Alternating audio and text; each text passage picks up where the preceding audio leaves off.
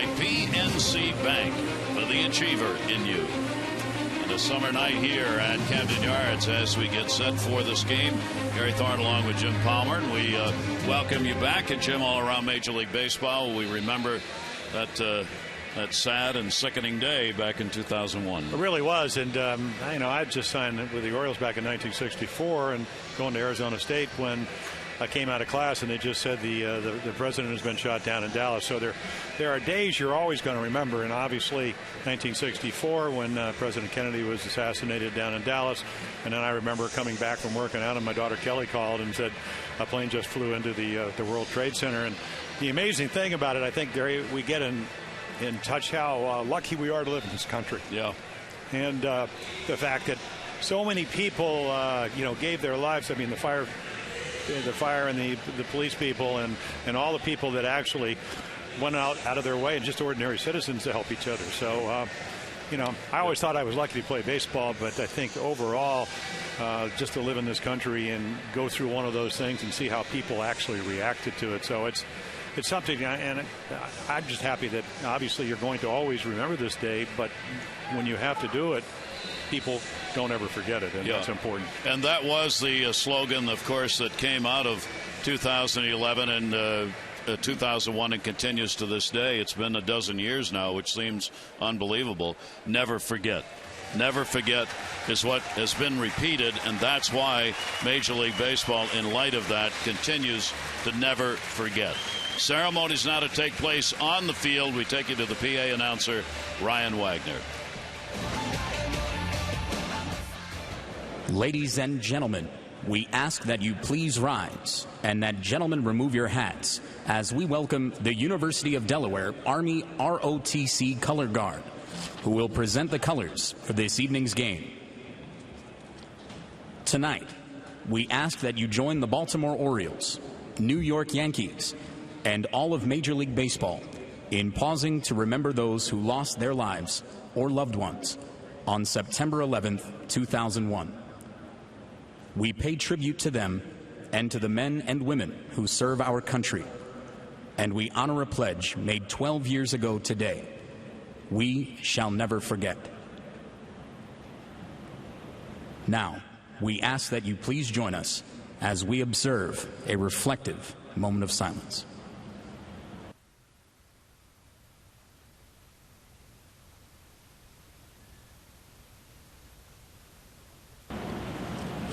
Thank you.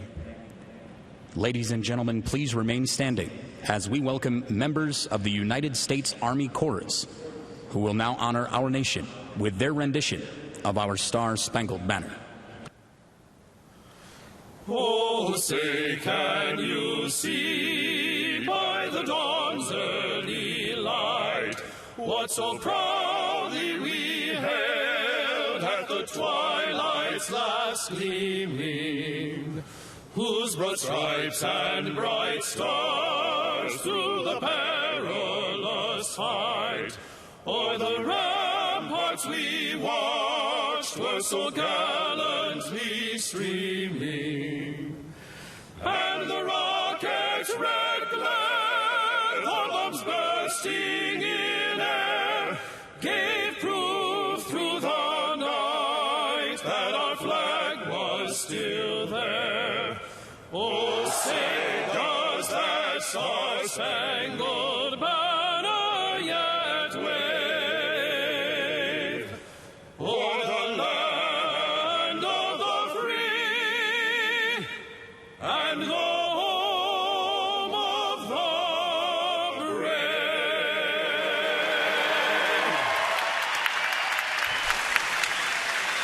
So before our ball game tonight, a moment of remembrance as the colors are presented here at Camden Yards. And such occurrences have taken place all around Major League Baseball for every game being played today.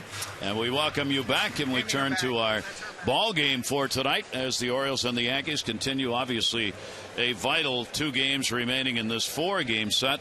And for Scott Feldman, an opportunity to come back and get it done again. Well, he's really pitched well, as has Andy Pettitte, 41-year-old left-hander. So for Scotty, I mean, you can look at the numbers. He did lose to the Yankees up there, but he only gave up 1 run, 7 innings, coming off a complete game, a shutout against the White Sox. As we know, the Yankees are maybe a little bit better hitting team. We saw that last night. So he changes speeds. He cuts the ball. He does a lot of things that give even good hitting teams trouble. And the Orioles picked him up right before the trading deadline, and he's done a very, very nice job for him. And the Yankees, as many baseball fans may know, announcing today that Derek Jeter's gone on the DL. He is done for the season. They'd hoped he might be able to get back. That's not going to happen. So Jeter's out for the rest of the year. They made a deal after the ball game last night to add another infielder.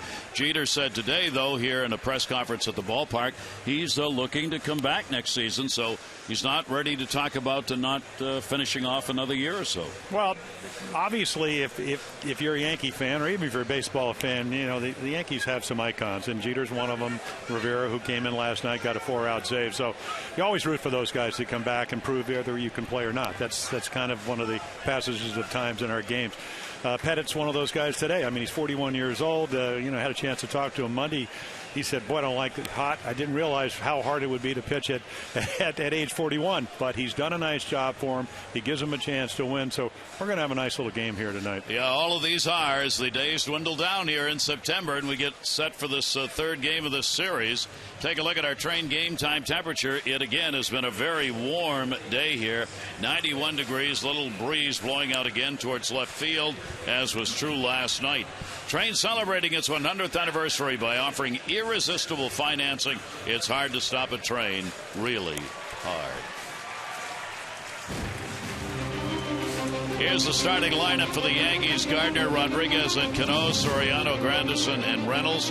Overbay, Brendan Ryan will start at shortstop. Chris Stewart back in behind the plate. Good series for Soriano. And our scouting report on Scott Feldman. Well, he's really been dealing, and that's a baseball terminology for pitching well. 5 runs in his last 5 starts, and that's a 2.84 ERA since the All-Star break. Better luck because Nova beat him out, and then he loves to throw the cut fastball. Movement, 40% cutters in his last start against the White Sox. 33% curveballs. So can change speeds for the best of them. And we're ready to go, and we're underway as the pitch will be taken for a ball by Brett Gardner. Gardner, as you see the numbers on Feldman. Pretty good hits per innings ratio pitched, and same with the strikeout and walks. Machado in at third base on the speedster will take the pitch, and that's going to miss inside. So Gardner will get on ahead on the count, 2-0. Yankees coming back last night to win it 7-5. After the Orioles had opened up with a 4-2 win in the first game of this 4-game set. Girardi's team 2 games out of the wild card. The Orioles a game and a half, and that will be fouled off the other way.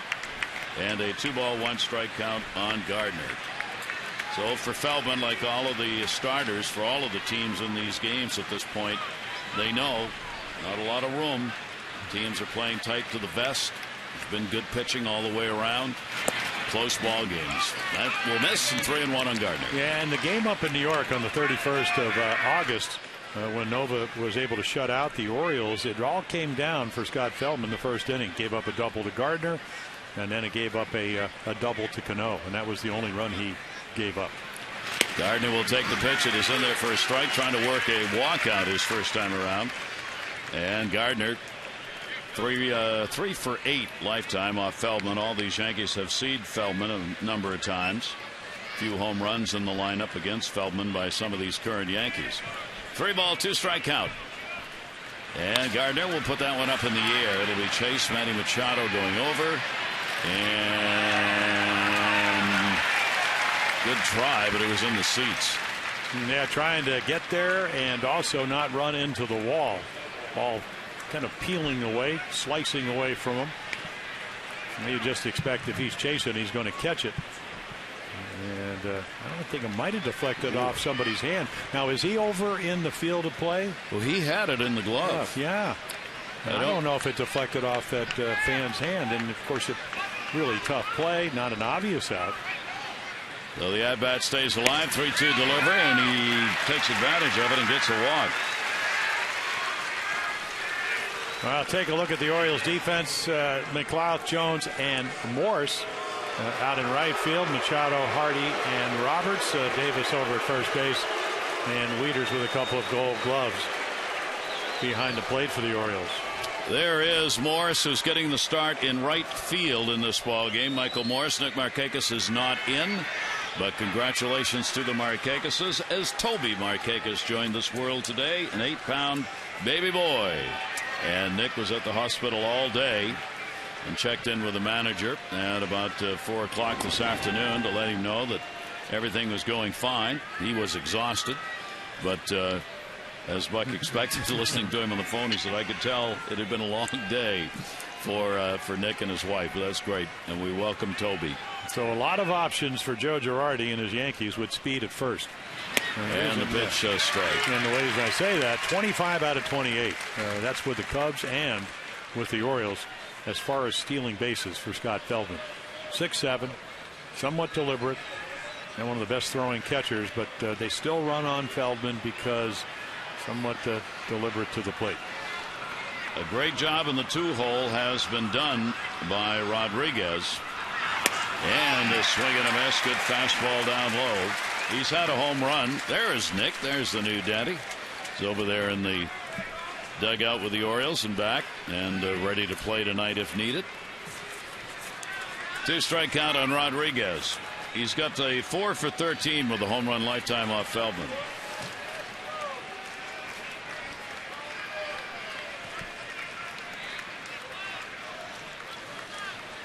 And a throw over. He's had a lot of at-bats in the number 2 hole in his career, believe it or not, 500 plus. He's a .321 hitter, batting second, which you would not have expected of A-Rod. You kind of forget all about that because with all those home runs, he got moved to third and cleanup. But he'd been a number 2 hitter for a while. 0-2 delivery to him, and he tried to pull it back. It'll go off the bat and foul. The count will stay at 2 strikes. Yeah, he can use right field, and we've seen it with the home run off of Chris Tillman on Monday night with the best of them. So he's used the whole field, a couple of hits, 4 for 8 in this series, but home run to right field, double to right field last night. Hit a line drive down the left field line, the gap in left center, so all over Camden Yards. Runner goes, and the pitch outside. Wieters throws a good one, but not in time. Yeah, that's about a perfect throw. You can see Hardy backing up, Roberts taking the throw. So he picks a breaking ball too. So I mean, not only does he have good speed, this is going to be stolen base number 24. Yeah, there's the curveball, perfect throw. You can see Brian kind of even with the bag, trying to get him, and bang, bang. Didn't straddle the bag, though. No, nope. Had to do the Olay tag, and that was just enough to cost him. Yeah, when you reach back, it does, and we talked about this the other night, it does take another second. I mean, Hardy a little bit very adept at just standing over the bag and dropping the glove. So now Rodriguez, an RBI chance, turnaround by Feldman. So with the Orioles now, base stealers against Feldman are 10 out of 11 in stealing bases. And you know the Yankees know that, and they will take every opportunity to try and run as Gardner did there. Now Rodriguez, RBI opportunity here in the first inning. And the 1-2 delivery to him, A-Rod down to third, and that will be a foul ball. So Rodriguez, incredibly, with everything that's happened, more than ever, is being relied on by the Yankees to get them into the postseason. Girardi really needs to have Rodriguez in the lineup, and he's producing for them. He's doing things that they need done. And who would have thought you'd be saying that with all that went on? One, that he's even in there, and two, that it really matters. Ground ball, runner's going to go, and Hardy's got to go to first. A 3-hopper. Yeah, so the runner moved up. And he's barely running, and scored late in yesterday's ball game, had to come out of the game. So a tight hamstring, I think it was the left hamstring. So, but he at least does get the runner over. The other thing is, Gary, I think you know the numbers as well as I. they tried all kinds of different players. That they were hitting 215. So A-Rod has been an upgrade. Has made, along with Soriano, this whole lineup much more formidable. So here's Robinson Cano coming up. Cano with the 1 for 8 in the series, but on the season a .308 batting average with 3 home runs against the Orioles. Orioles will give up the run here to get the out on the ground ball. Infield plays back, and a timeout asked for by Cano at the plate, and Jeff Nelson granted it to him.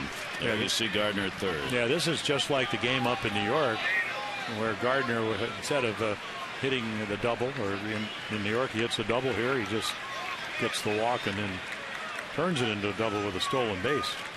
Cano 5 for 16 with a home run lifetime off Scott Feldman, the right-hander, and the ever dangerous, who's just having another great year. He's 344 with runners in scoring position in the series. Coming into the ball game, Yankees in the first 2 games went 2 for 10. They so far are 0 for 1 here tonight. Their second chance in this at bat. 1-0, 1 down. Outfield deep. And Cano goes to short. That'll get the run in. Hardy will make the play, and the Yankees have a 1-0 lead. Yeah, they really manufacture that run. A-Rod doesn't hit the ball the right side, but the ground ball to short gets Gardner after the walk, the stolen base. And then pretty routine. Cano tough to strike out. He just hits a ground ball, and all of a sudden Pettit's got himself a 1-0 lead. And Cano's got himself 99 RBIs. Now he's on the verge of cracking that 3-digit mark, and runs batted in. Here's Alfonso Soriano with no reason to do anything other than what he's been doing, and that's go for a home run. 2 for 9. Both of them have been homers in this series, and with the bases empty and nobody on, he'll be cranking again. I grabbed it. I said, come on, I got to just grab one of those biceps. He said, it's not the biceps, it's the wrist. And he's got them. I mean, he can generate. I mean, he reminds me. That'll go in the shift. That is Roberts who will pick it up and makes the play. Yankees, though, will come away with a run on no hits and leave nobody on base, and a 1-0 lead.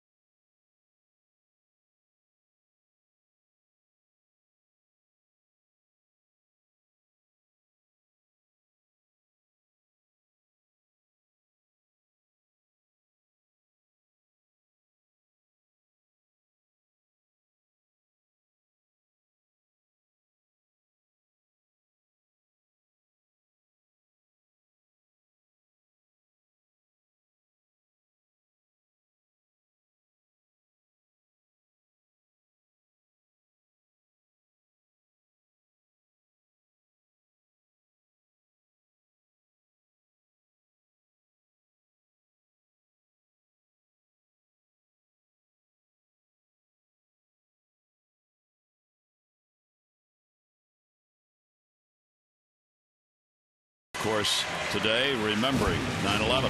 Take a look at the starting lineup for the Orioles. Roberts, Machado, Davis, Jones, Valencia, and Wieters. Hardy, Morris, and McLeod. Chris Davis, a 2 for 9. A couple of RBIs in the series. Take a look at our scouting report on the 41-year-old left-hander. Well, best versus the Orioles, 28-6, 25-13 against the Blue Jays. Undefeated in his last 12 starts, 8-0, 2.99 ERA. So still pitching well against the Orioles. Dominates lefties, only 2 in the lineup. They're only hitting 196. And then the question when you're 41, how much fuel left in the tank? And again, 16 seasons, 10 wins or more.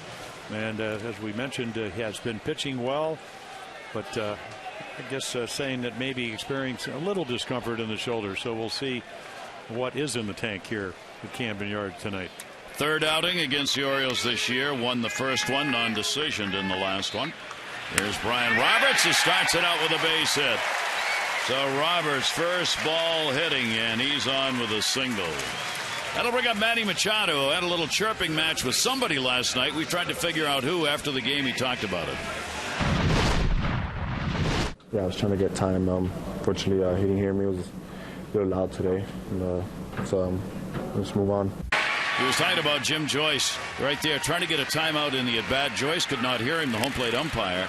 Then he hit the little topper. We thought he was talking about this throw that almost hit him over his shoulder as he went back to the dugout. But he today said, and so did the manager, he was talking to the home plate umpire, hollering, "Why didn't you give me a timeout? I asked for it." He didn't get it, and Buck Showalter said, "Look, there was a lot of noise. Jim Joyce just didn't hear him. He didn't turn around or anything. He kept looking straight out. He didn't raise his hand." Buck said, "No problem. It's over." And the Manny said, "Hey, my bad.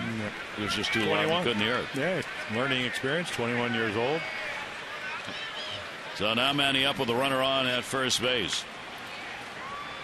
And Andy Pettitte will make the throw over. There you see the numbers in the series as Manny Machado with the 1-for-7 going in it. Machado is facing the left-hander, who can be tricky here. Off-speed deliveries, trying to keep hitters off balance. Pettitte's game. He'll come inside with it and miss on it. 1-1. Yeah, that one hit in the series was a double off the wall. So that's what we're talking about. Last 6 starts, 3-0, 1.75 ERA. The game in New York, he gave up 2 singles in the 7th after shutting out the Orioles. Sean Kelly came in. Hardy hit a 3-run home run to tie it up. 1-ball-1-strike delivery on the way, and will not get the call on the outside corner. Yeah, he would love to have Jeff Nelson-Gary have an ample strike zone tonight, and he wants to know where it was. Got to move it over. Muscle memory allows you to do that when you've been pitching forever. 2-ball-1-strike count. Pretty good lead over there for Brian Roberts. Not going, though, and he went up high and gets the swinging strike and a 2-ball-2-strike count. Manny has had a 1-for-6 in the times he has faced the left-hander Andy Pettitte. Pettitte making his 27th start of the season, 43rd start, 45th appearance against the Orioles. Here at Camden Yards, he is 16-4 against the O's with an ERA of 4.11. Yeah, the one number that jumps out is that, I mean, he's got one of the best pickoff moves, but when they do run, 9 out of 10. And there is Brian's numbers. Runners seem to be reluctant to go, Jim, but when they do, they're pretty successful. Well, I think it's just you go on his first move and hope he's not coming over, otherwise you're going to get picked off. Here's the 2-2 delivery on the way, and Machado again a little higher up the ladder went Pettitte, and he gets a strikeout. Yeah, I think they're just cut fastballs. They're only 86. This is just a young hitter. You can see him trying to get it in. Chris Stewart's is sitting in on the inside of the corner, and maybe it's just a backup slider. Either way, Manny swings it, and he did it a couple of times, a couple of balls to help out Andy Pettitte. So that will bring up Chris Davis with a 2-for-6 and a home run in the series. Chris now closing in on the Oriole all-time mark. He's got 49, the record for the Orioles. Brady Anderson's 50 in 1996. Shift is on, and the pitch is inside, and they really put the shift on here as the Yankees have almost everybody over. Mark Reynolds, the third baseman, talking there with Cano. Reynolds hasn't played a lot of third base this year, especially not with the Yankees, so he's just trying to figure out where am I, and also who's taking the play at second if it's a ground ball and we're trying to get 2. Please, not me. And the throw over. This is one of those tough ones, and that discussion is still going on in the infield. Ryan, who's playing it short, talking to Cano and Reynolds about how they're going to do this so that everybody knows who's got the coverage. Cano's the one who's playing back at second base, but not even on the outfield grass against Davis. Here's the 1-0 delivery. That ball in the air to center field. Gardner will have the bead on this one. Runner halfway back. 2 down. Take a look at the Yankees defense tonight. A little different. Soriano, Gardner, and Granderson. Granderson the DH last night. Reynolds last night at first. He's over at third. Ryan comes from the Mariners. Cano, Gold Glover, Overbake, and Pickett over at first, and then Chris Stewart. He is seems like not only can he catch, but he becomes a pretty good hitter when he's facing the Orioles this year. And the Yankees, who have had a lot of problems trying to find people to play in the infield with the injuries. Ryan gets the start in the ball game tonight for the Yankees, as they really have run, believe it or not, even with the expanded roster, have really run short of people. So Brendan Ryan, acquired from Seattle late last night, and he gets here in time to get the start for the Yankees. There is Ryan. So you got a lot of people who are trying to figure things out there on that left side, and I mean that not negatively, but they just are. I mean, he's playing his first game, hasn't even had time to meet his teammates, and Mark Reynolds has played mostly first base, once at second, and now he's over there at third. Well, he's an excellent shortstop. Great range, really quick feet. I mean, a lot of people, of course, when we went to Seattle last year, Brendan Ryan was highly touted by the Mariners as being a guy that had one of the best, or if not the best, defensive ratings. And J.J. Hardy would win the Gold Glove, his first. But Ryan can go get him. Adam Jones at the plate with two down, waiting for a pitch. Roberts keeps challenging, and there he goes dancing away, and Pettit's going to step off as he's concerned about Roberts here with two down, trying to get down to second base. And if nothing else, he's concerned. Roberts is a success over there. Well, it tells me that Brian is still feeling well. I mean, this is the old Brian Roberts as far as making you very unsettled if you're pitching, even if you're as good holding runner as Pettit. Big lead. Jones on the inside pitch for a strike. And so here's a veteran. We got somebody jumping around, and he throws a perfect cutter just off the inside corner. It's kind of a pitch you'd like to take early in the count, and then if you have to protect the plate later on, I'm sure Adam would much rather swing at something out over the plate, get those arms extended. 0-1 the count. Again, a look to Roberts. Jones got one to extend, but grounds it to short. Ryan will make his first play over to Cano.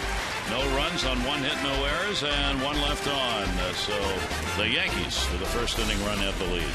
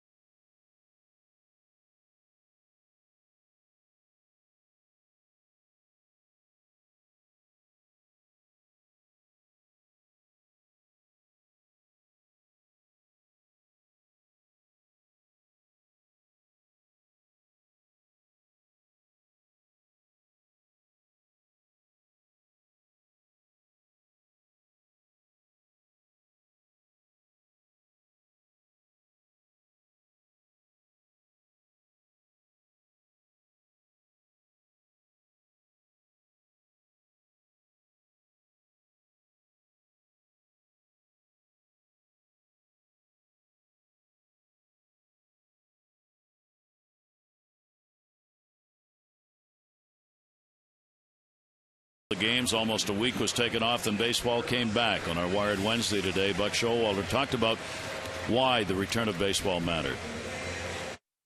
I think the biggest thing was trying to get back to some sense of normalcy, if it was possible. You know, baseball's been apart. There's a game every night, and it's just something that said, okay, this kicked us in the, a lot of plays in the heart more than anything, and we're not going to have it disrupt our day-to-day life, even though it did and continues to.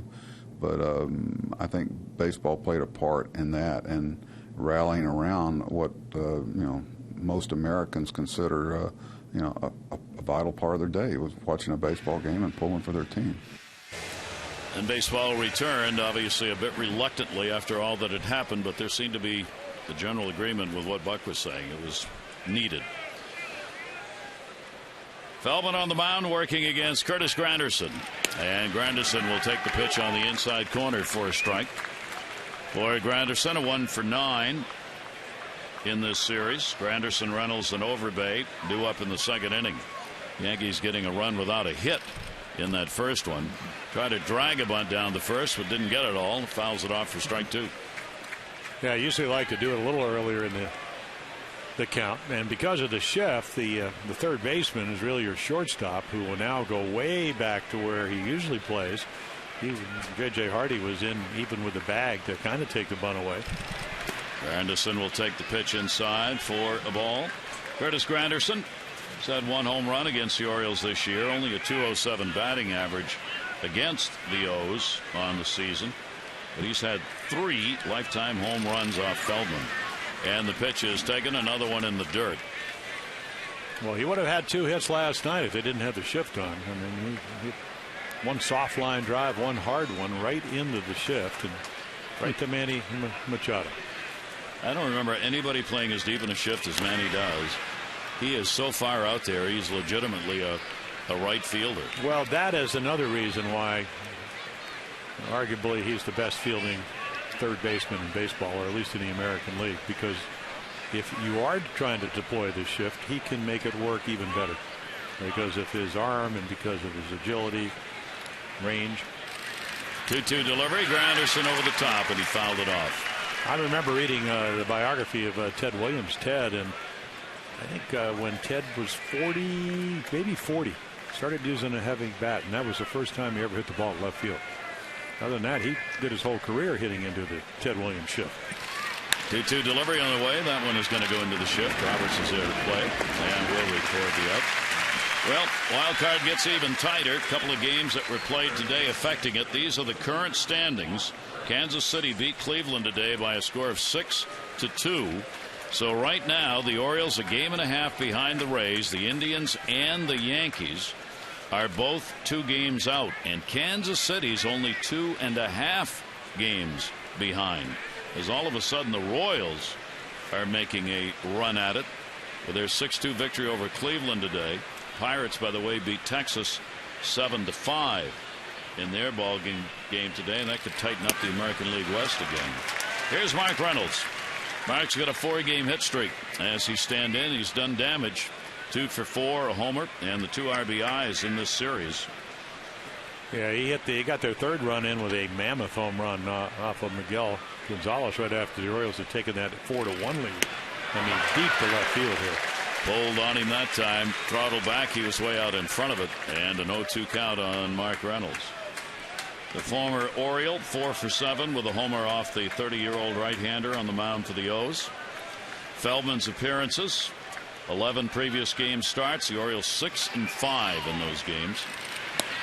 And that pitch will be taken away. Reynolds 1-2. Feldman, of course, getting the complete game. The Orioles were the last team that did not have that. They pick up the complete game shutout, that 4-0 win against the White Sox in his last outing. 1-2 delivery, and he missed that one, all of it. First strikeout. Yeah, another a high cutter. 40% of his pitches against the White Sox is this pitch. So he just cut it a little bit, and that late movement. I mean, it's just so effective. You think it might break a little bit. You don't pick up the spin because it's not spinning. You know, slider spins. Cutter just cuts. Usually stays on the same plane, and that late movement can get you a lot of outs. So the right-hander back on the mound for the Orioles. Here is Lyle Overbay. And Overbay on the off-speed delivery, starting him out off-speed breaking ball. 1 for 4. That was a home run in the series. Overbay's gone 8 for 24 against Scott Feldman, getting the start at first base. And the pitch will be taken inside for a ball. Yankees come into this game having scored the 2nd most runs in the American League in September. Ball put in the air, left field. McLeod going over, will come in, and he's going to put it away. So Feldman has a clean inning, sets him down 1-2-3. The Orioles will have Valencia, Wieters, and Hardy due up.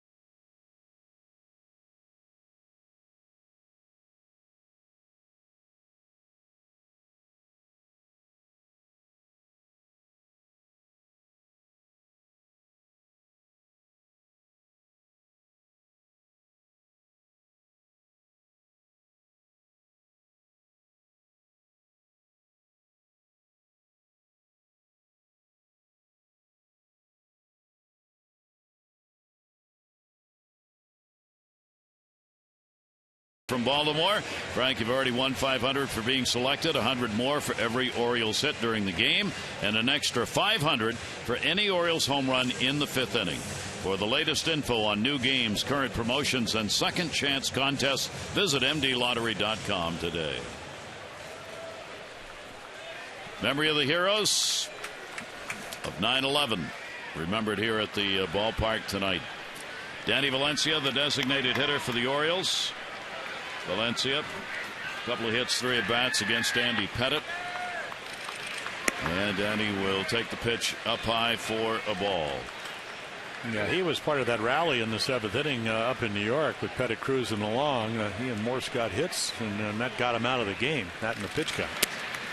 Pettit will get that one in.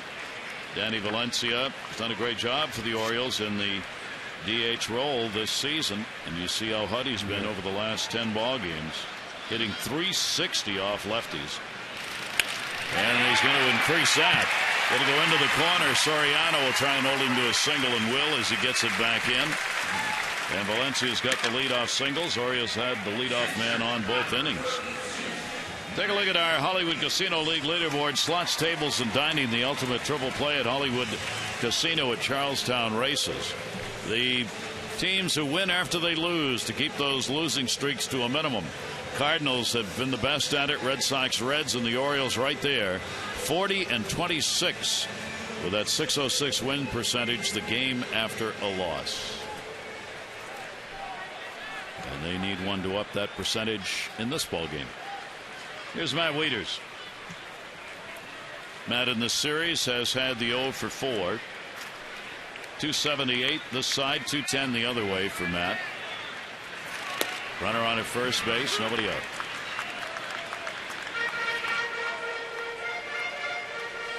Yeah, Pettit a ground ball pitcher when he's on his game, about 60%. Matt would like to get the runner at least to second, third. Very short lead for Valencia. 0-1 off-speed breaking ball is going to miss. And a 1-ball, 1-strike count on Valencia. On Wieters, rather. Wieters, a couple of hits and 12 at-bats off Andy Pettit. There's Valencia with the short lead at first, couple of steps. Left-hander's 1-1 delivery. That'll go to third base, handled by Reynolds. There's one. Oh, my gosh. I thought he was going to walk it over.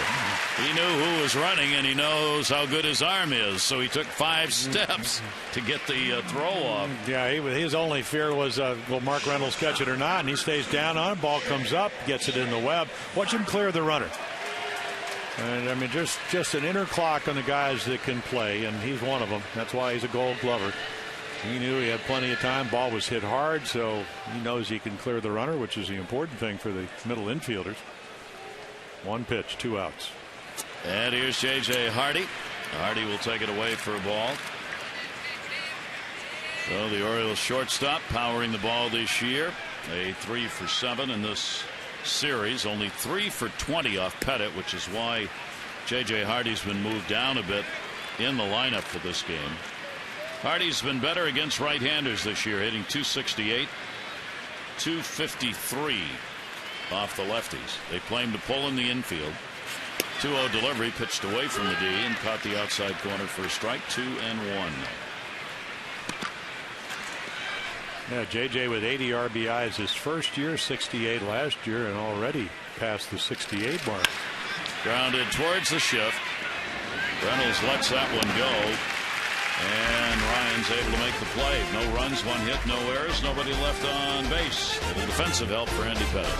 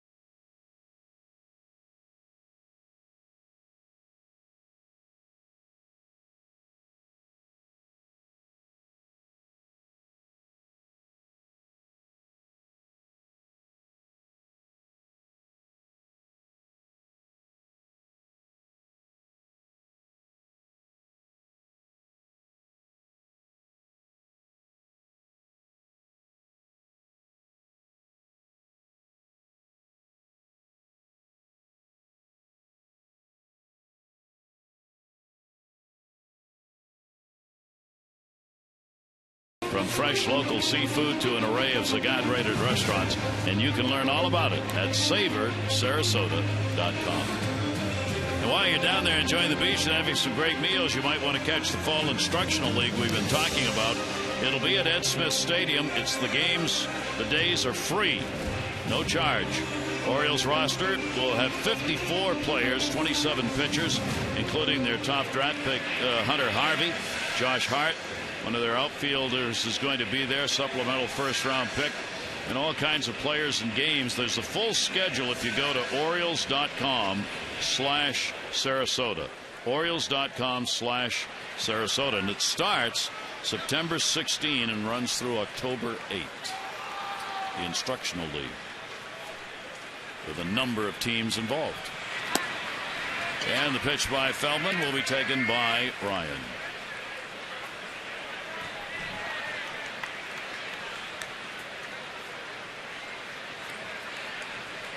One 0 count.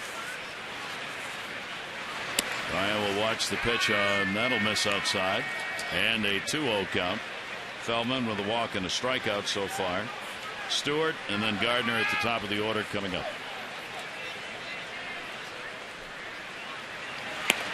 That is on the corner. 2-1. Yeah, a little bit like Mark Belanger. You put him out there because he may not drive in runs, but he's certainly going to save them with his glove. Talk about making late deals. Literally.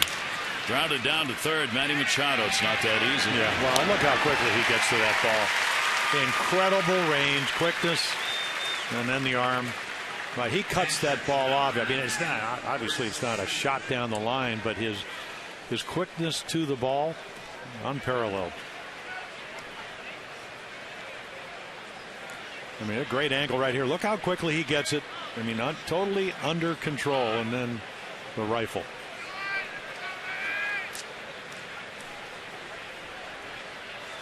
The answer to the question is yes.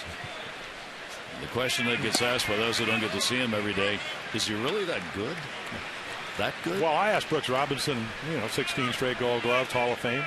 And one of my teammates, I said, how good is Manny Machado? He goes, Jimmy, he's real good. Chris Stewart, Brooks, if you're listening now, and you know you listen to a lot of games, next time you're at the ballpark, make sure you go see him. He's really looking forward to talking with you, and he's kind of been shy about going to you while you've been here at the ballpark.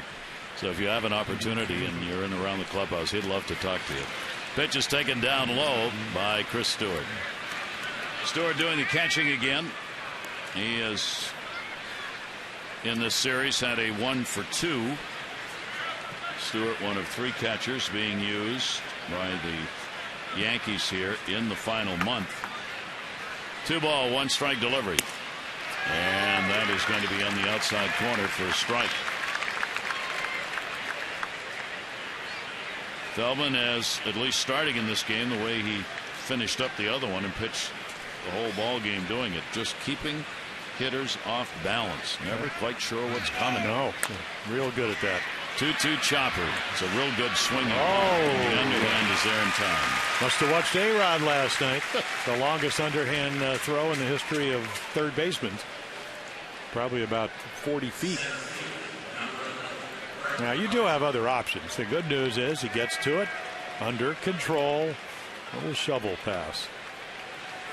Long way to the ground when you're 6'7". Nicely done. I always wonder after Scott did that, I wonder how long he thought it took for the ball to get to first base, like 4 or 5 years.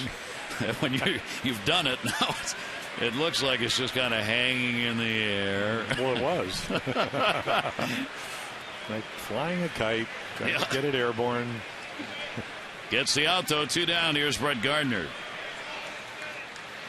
Gardner will take the pitch. Gardner scored, leading the first inning off with a walk. He stole second, moved up on a Rodriguez ground ball, and scored on a Cano ground ball. He's been the only base runner. The last 2 games, he's the only guy that Feldman is allowed to score. And that was in the first inning up in New York, 31st of August. Well, he's been hot. And he's a little different hitter. 33 doubles. He got another one last night. More home runs at 8. You can see the numbers are not that good, but lately he's one of their hottest hitters. Right when you needed him most, Gardner has been coming through offensively. 1-1 delivery to him, and the center fielder will take the pitch, and it is in there for a strike. And Scott Feldman gets ahead of him on the count. 1 ball, 2 strikes. And the other thing is, I would imagine if you see the Yankees on an everyday basis, you would realize how good a center fielder he is. And that's why Granderson was, at least initially, before he broke that wrist, going to be moved to left, and Gardner was going to be the regular center fielder. He can really go get the baseball.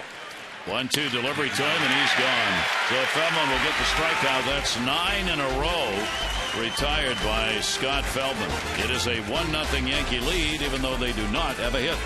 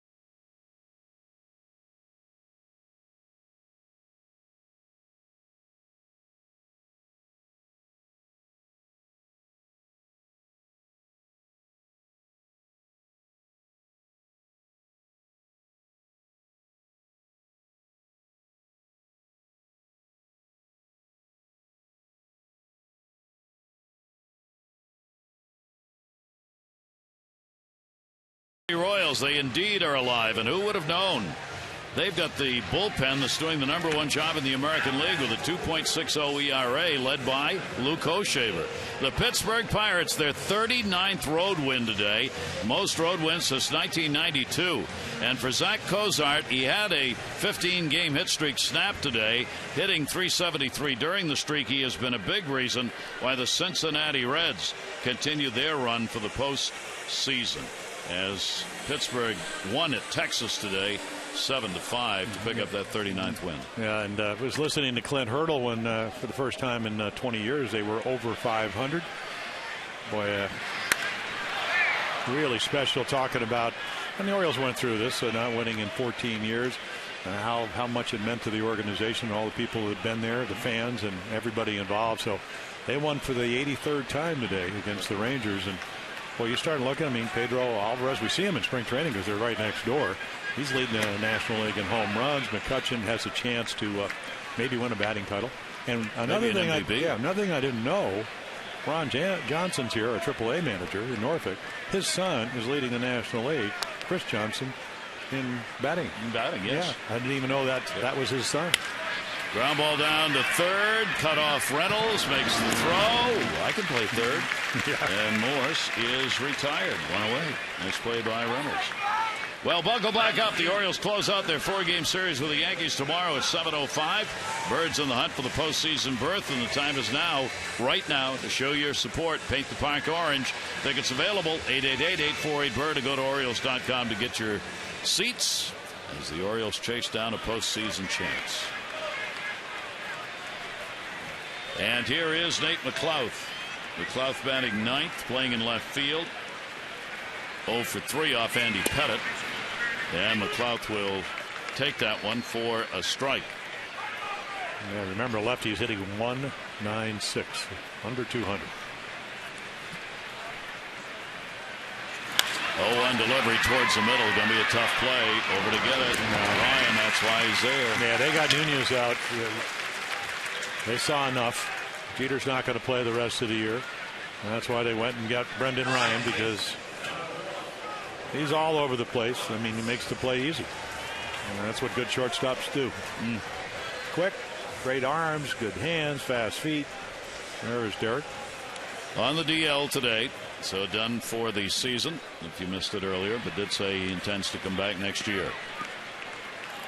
Here is Ryan Roberts, 2 down, nobody on. Roberts had a base hit. His first time up. Roberts and Valencia have the 2 singles, the only hits in the ball game. And Andy Pettit working against 269 lifetime hitter against him. And Bryant's had 1 home run off the left-hander. 1-0 pitch to left field for a base hit. So Roberts in that leadoff spot is 2 for 2, and Pettit will have to contend with the possible runner at first. Yeah, he still does control it. I mean, fastball the first time, curveball the next time. Lots of signs on hand here at the ballpark tonight for the police, the EMTs, the firefighters. Remembering 9/11. A number of them on hand here, as they are every night working at the ballpark. So Manny Machado coming up. You be the manager. Would you like to run Brian Roberts here and hold Machado for a pitch or two? Or let him swing away and have Brian go? Or have Brian stay and let Manny hit? I'm letting Manny hit. There you go. Strikeout victim is first time up.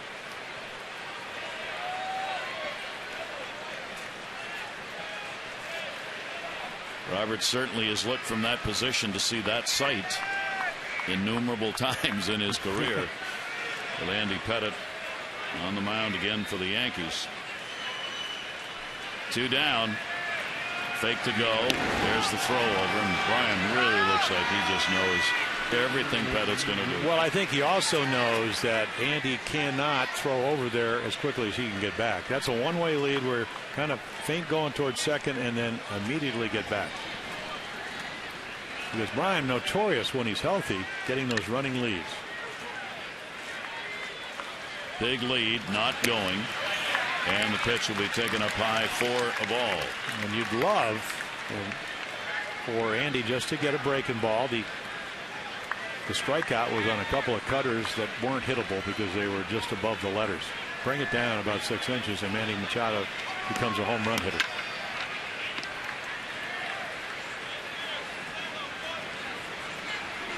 Roberts still inching away.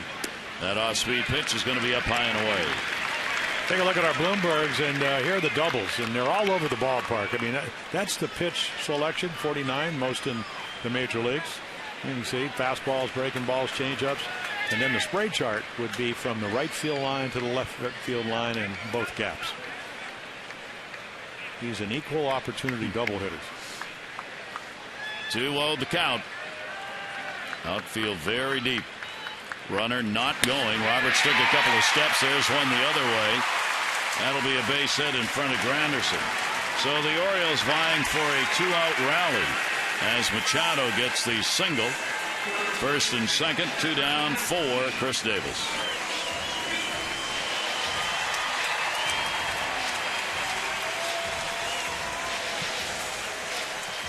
Man, how do we want to? What are we going to do with the runner on second? What are the signs going to be? So big moment in the ball game. Chris Davis with those 49 home runs. Davis continuing to lash out with the extra base hits. He leads the majors in both departments, homers and extra base hits on the year. And he got one out of here for number 49. Now 2 on, 2 out. And you have to pitch to him. No bases open. You got a guy on deck. Adam Jones hitting 348 lifetime off of Andy Pettit. Chris, what, 3 for 14 now, but with a home run. Shift on. Reynolds staying close to third, so Roberts can't steal it. And Davis will take the pitch. Take a look at our AT&T mobility trivia fact. Chris Davis has 27 this season at home and ties the franchise record set by Frank Robinson at Memorial in 1966.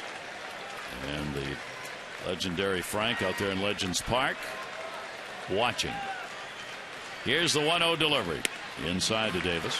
And you know Andy Pettit would love to try to get Chris out. It's going to be a little bit harder now that the count's 2-0 out of the strike zone. He was talking about it Monday. He said, I'm not really sure with this heat. I said, well, you come from Deer Park, Texas. He goes, it's been a while. And it is smoking today. Humidity, what? Very much right with the temperature, 90 plus. That ball's going to go into the shift, and it's a base hit rolling into the corner. Roberts will score. Granderson over to get it. Here comes the second run to the plate. Here's the throw off the mark, and Machado scores. And the Orioles have a 2-1 lead on a bad relay throw that, had it been a good one, would have at least created a play at the plate. Davis gets 2 RBIs. Yeah, that would have been bang, bang. The interesting thing, the infield plays the shift, but the outfield doesn't. So Granderson's got to go a long way for this line drive once it gets by Cano. So there's your cutoff, man. And there's the high throw. Airmails it by everybody. And Chris Davis already on his way to second. So the 2-run double. And Chris, the 12th major league player to have 40 doubles and 40-plus home runs in the same season. The likes of Ruth Gehrig, Pujols, Gonzalez, Helton. Congratulations to Chris on a milestone number, and more importantly for the Orioles, a 2-1 lead. And it came with 2 down. Here's Adam Jones, and he'll foul it off the other way. So the Orioles get it going with 2 away. Roberts starting it out with a base hit to left. Machado going the other way to right. And Davis delivering the 2 RBI double to get them both in. And Pettit finds himself trailing 2-1. Came into the inning having given up a couple of singles. He's given up 2 singles and a double in this inning. 0-1. But Chris Davis now 128 runs batted in. Second behind Cabrera, who's got 133. And as we noted earlier, that's the 89th extra base hit for Chris. He's way ahead of Mike Trout, who's in second. Chris has got 89. Trout's got 69. extra base hits, and he's number 2. Jones, Pettit, end of inning. The Orioles pick up 2 runs on 3 hits. No errors and 1 left on as Davis, shift or no shift, picks up the double and 2 RBIs.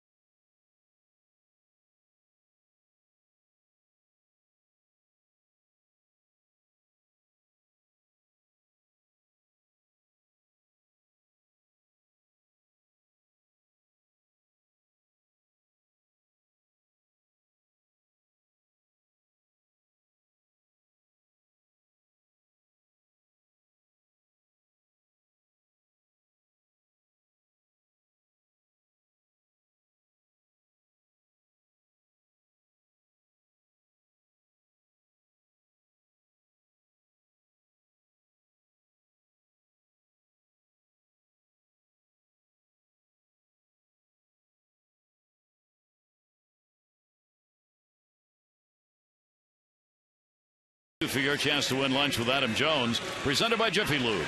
You can change more than your oil. Help change a life. Drive into Jiffy Lube and support the Muscular Dystrophy Association. Gary Thorne, Jim Palmer here.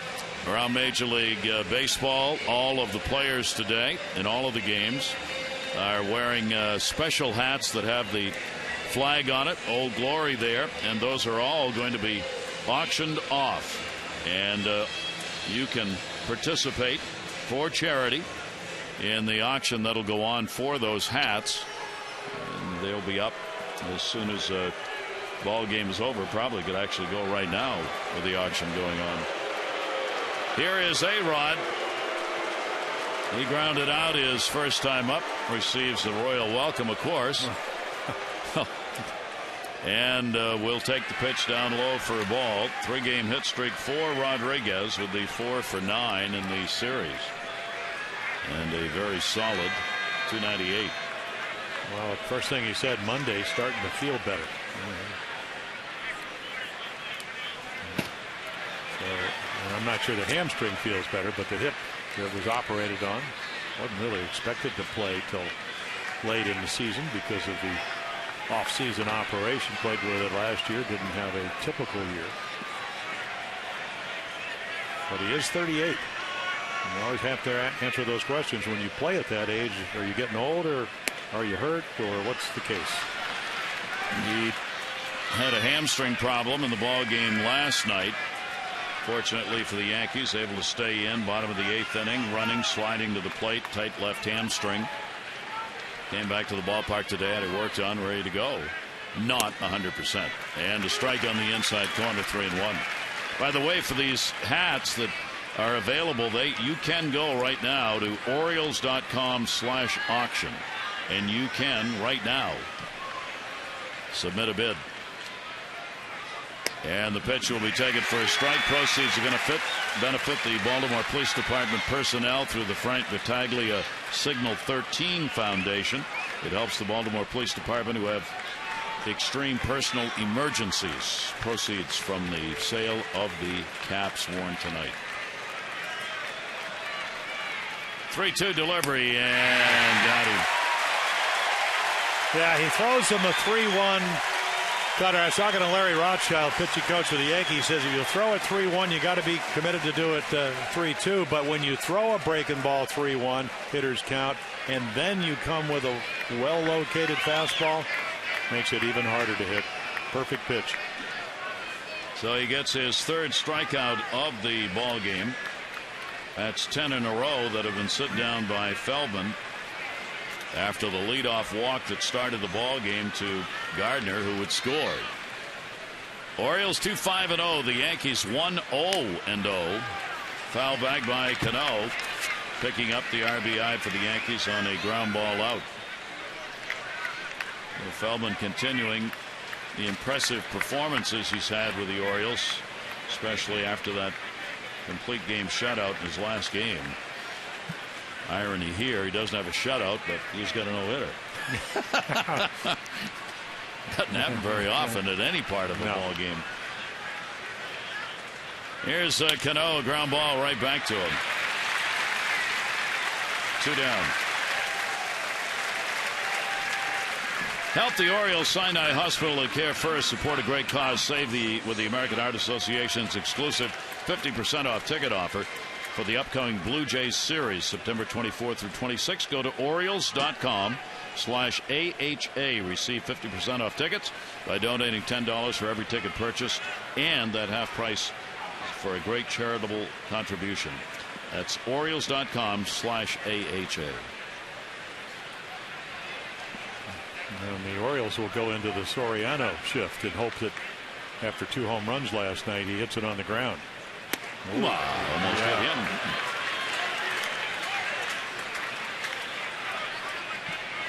I think this is actually a changeup, and somehow he has a little limbo and gets out of the way.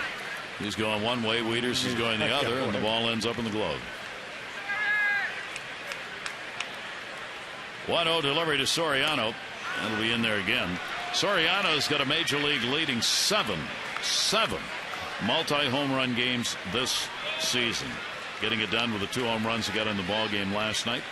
And he leads the Yankees. He's had 4 of those with the Yankees since July 26 when he was acquired. He's just been a tremendous offensive force for the Yankee team. Well, you can put him in there. You can DH him. You can play in left field. He gets the ball. He's got the greatest throwing arm. He came up as a second baseman. But 32 home runs, 17 with the Cubs, 15 with the Yanks. 2-1 delivery down to third. That's a fair ball. Long throw, Manny Machado. What an arm. That is a frozen rope all the way across the infield. That's not frozen, however. 95 today.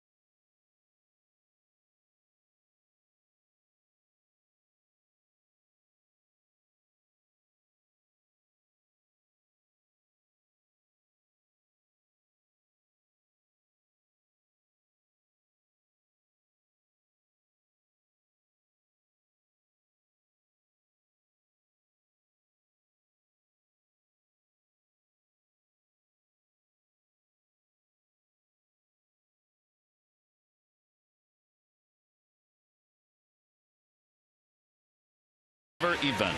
Visit VWDealer.com. It was on this day in 2001, 9/11. In the wake of the terrorist attacks that morning, Major League Baseball canceled all of its games, including the Orioles, who were to be home against Toronto. The play would resume in Major League Baseball 6 days later, which would be the following Monday. And out of that came that slogan, "Never Forget." 2-1 ball game. Orioles on top. Ball is going to be put deep in the air to right center field. Way back. It'll take a bounce right off the base of the wall. And that's going to be a stand-up double on the first pitch seen by Danny Valencia. How hot? That hot. Well, every time he says, hey, this guy's really tough. So I saw him today hitting in the cage. They didn't hit outside because of the heat. I said, tell me Pettit's tough to hit. He goes, oh, he is. Single double. Valencia is now 4 for 5 against Andy Pettit. Now get him over. Get some runs. Get as many as you can. You saw what they get 2 in the 6th and 4 in the 8th. They don't go away. So Matt Wieters now either get him in or get him over. Wieters fouls it off the other way. Matt grounded into a double play his first time up.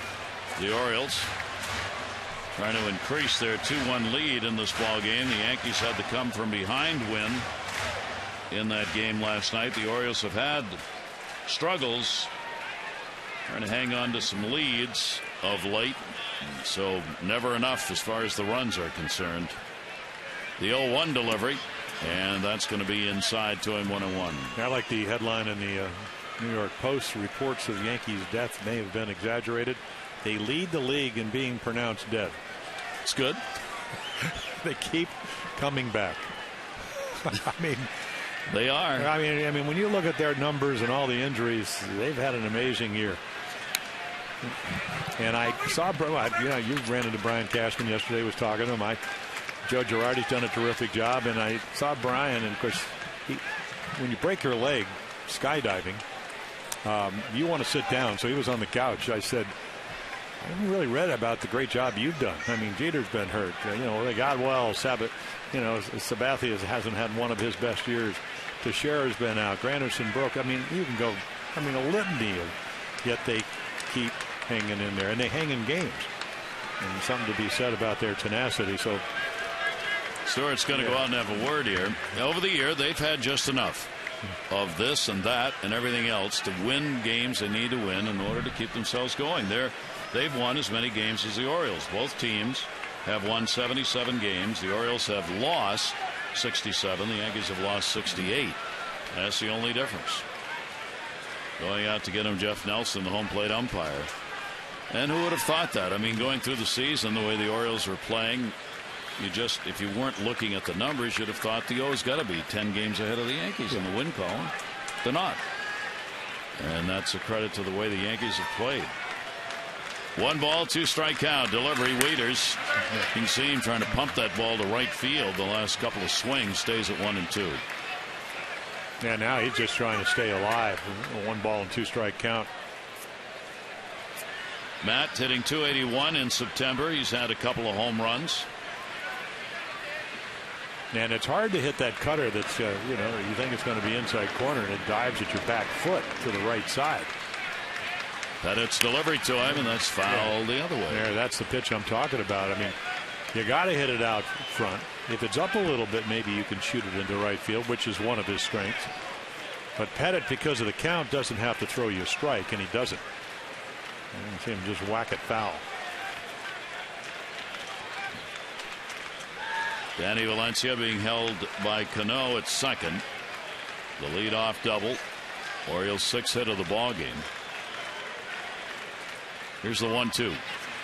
And Wieters on the soft stuff up high is retired. 1 away. Very much like the Machado strikeout early in the ball game. It's a cutter. You can see the spin. Maybe a little bit of a slider. I think maybe he's going to break. It hangs just enough. And Matt can't make contact. So Pettit will pick up strikeout number 2. And that will bring up J.J. Hardy, who grounded out his first time up. J.J.'s got a 3-game hit streak as he stands in. He's had 4 hits in his last 11 at bats. Pitch right up there again. Swung on and missed. And home plate umpire Jeff Nelson going over to get it.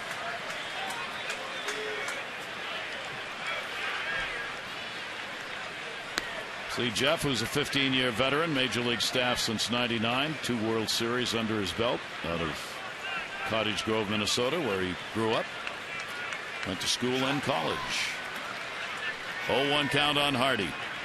Runner off second base, Valencia went outside, caught the corner. Yeah, the master of change in speed. In fact, we have two of them, righty and lefty. Feldman doing a great job of that. That's your little backdoor slider. If you're a hitter, you give up on it because you think it's going to stay outside, and it just enters the back door. Pettit, the long look back. 0-2 delivery. Quickened that one up, but it was inside and low. And a 1-ball, 2-strike count on Hardy. Orioles are 9-8 in the season series against the Yankees. Another game left to play tomorrow. Orioles are trying to do something they have not done over the last 15 years, and that's win a season series against the Yankees. They've lost 13 season series and tied 2 over the last 15 years. But for the Orioles, series wins obviously essential now. And reached and just got enough to foul it off. Yeah, one of those very occasional changeups that Andy Pettit would throw. He came up in 1995. As a matter of fact, Buck Showalter was managing the Yankees that year, and they sent Pettit back to the minors to make room for Mariano Rivera. And then he would join the club in May, win 12 games, and here he is, 255 wins later. 1-ball, 2-strike delivery again. That one's way up there. Stewart had to go up and haul it in, and did, to hold the runner. He almost threw it to the backstop. Stewart playing with a bad foot. Larry Rothschild, he'll be doing that for the rest of the year for every one of his pitchers. Wants a strike on every out, and understandably so. Everybody does at this point of the season. Rothschild, a longtime pitching coach at the major league level. And former manager down in Tampa Bay. Yep. 2-2 delivery on the way, and that'll be down the line. Will it be something playable? No. A few rows back.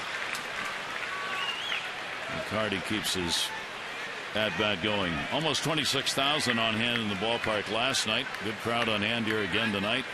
And don't forget, right back here tomorrow as the Orioles will conclude this 4-game set and the homestand. It'll be Wei-Yin Chen against the left-hander Dave Huff. Then the Orioles head up to Toronto for a 3-game series.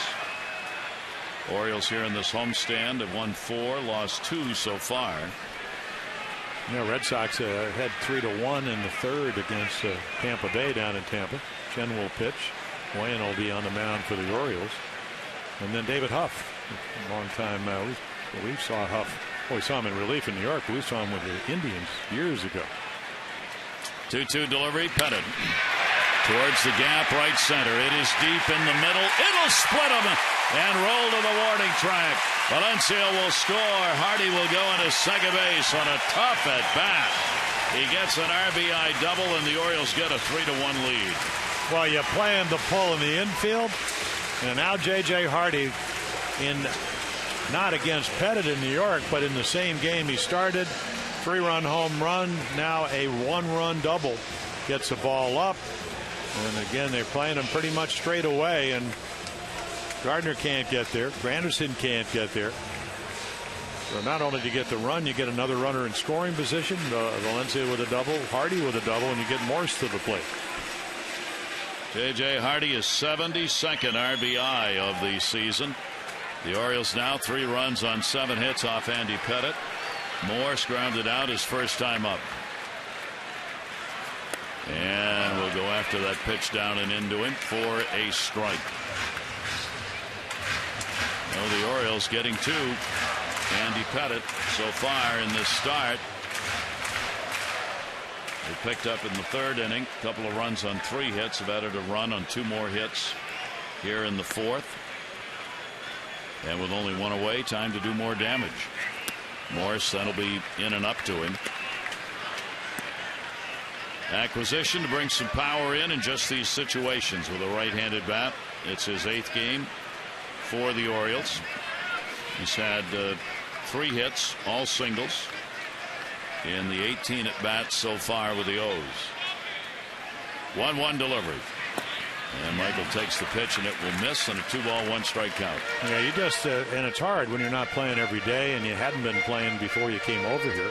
Signed with the Mariners, great start, 4 home runs in the first week. He broke his hand, kept playing through it. So you know he wants to do well, but the important thing against Pettit, try if you can to get a strike to hit. 2-1 delivery on the way.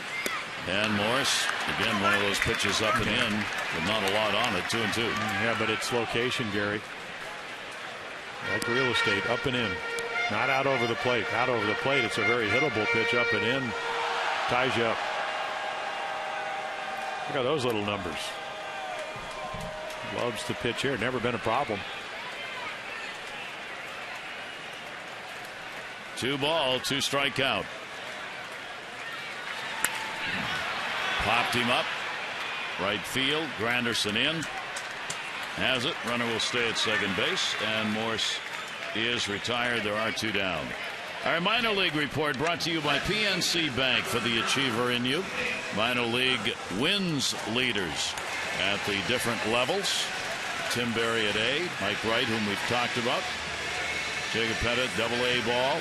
Eduardo Rodriguez at Bowie 2. Matt Hobgood with the 9 wins a day. Yeah, his shoulder getting better. Former #1 draft choice. Mike Wright, minor league pitcher of the year. Eduardo Rodriguez, very hard to ever get a conversation with Buck Showalter. He doesn't mention him. Young left-hander, only 21. And the word is, yeah, probably a couple of years away from the big leagues.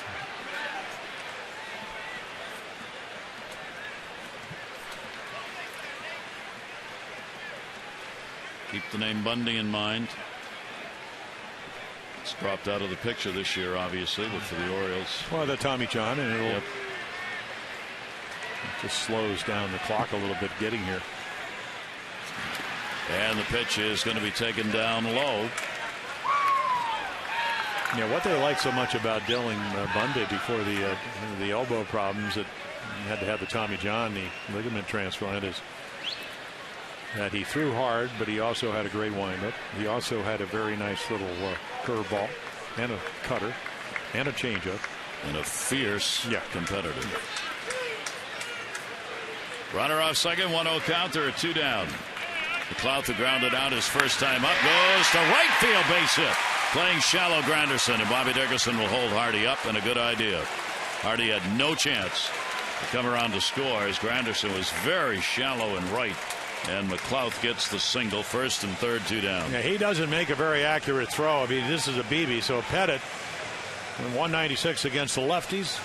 And Chris Davis already with a double. I mean, really good jump. And then right here, because it's hit so hard, throw a little bit off, but I think Overbay might have been able to get it. That'll get Larry Rothschild out for a little bit of a conference. Orioles piling up the hits here. 8 hits, 3 runs in the ball game. Pettit has not had a clean inning. He did face only 3 in the second with the help of a ground ball double play, but the Orioles putting the bat on it, and he's up to 57 thrown. Yeah, 11-man bullpen, but it's always tough if you're Larry Rothschild, the pitching coach, or if you're Joe Girardi, when you know what a competitor Pettit is, to take him out of the game. Really looks like here they're just trying to give him a break. There's no action, no movement even. Well, he was very honest and candid. He said, you know, I never realized, because he took 2011 off, and then he came back last year and came back, signed in, I think, late March, and then came up, got hit in the ankle, broke his ankle, and pitched at the end of the year. But he said, I never realized how you can feel when you get to be 41 years old. Well, it's been a grind, and not that he hasn't pitched well, but tonight the Orioles are having some nice at bats. Swedley gets older and tries to remember what it felt like at 41. You mean I was 41? 2 down, first and third. Roberts will take the pitch inside. Bryan already has picked up 2 singles. He has scored a run. Lead runner Hardy, who had a double, and McLeod with the base hit over at first base.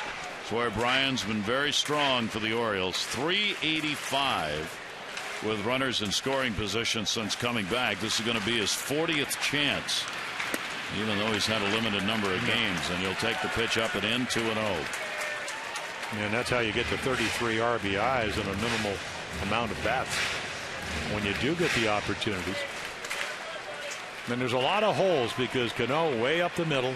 There's about an 18-lane highway in the right field. If Pettit gets one up out over the plate. 2-0 delivery on the way to him. Roberts taking for a strike, and he will get one there. And the count goes to 2-1. The Orioles had been struggling this month with runners in scoring position coming into the game.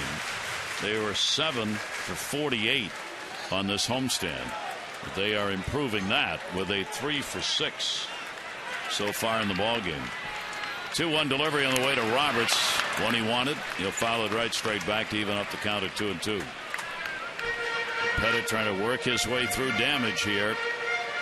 With the Orioles having picked up a run and the bullpen now active. Cabral, who was called up about 10 days ago, and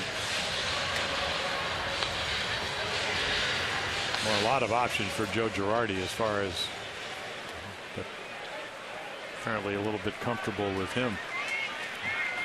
Options he'd rather not go to. Right to. Well, that's. Yeah. Here's the 2-2 delivery on the way, and just bore in on that one. It'll be fouled off though. So the at-bat's alive. They just nix it enough to stay alive. And another cutter.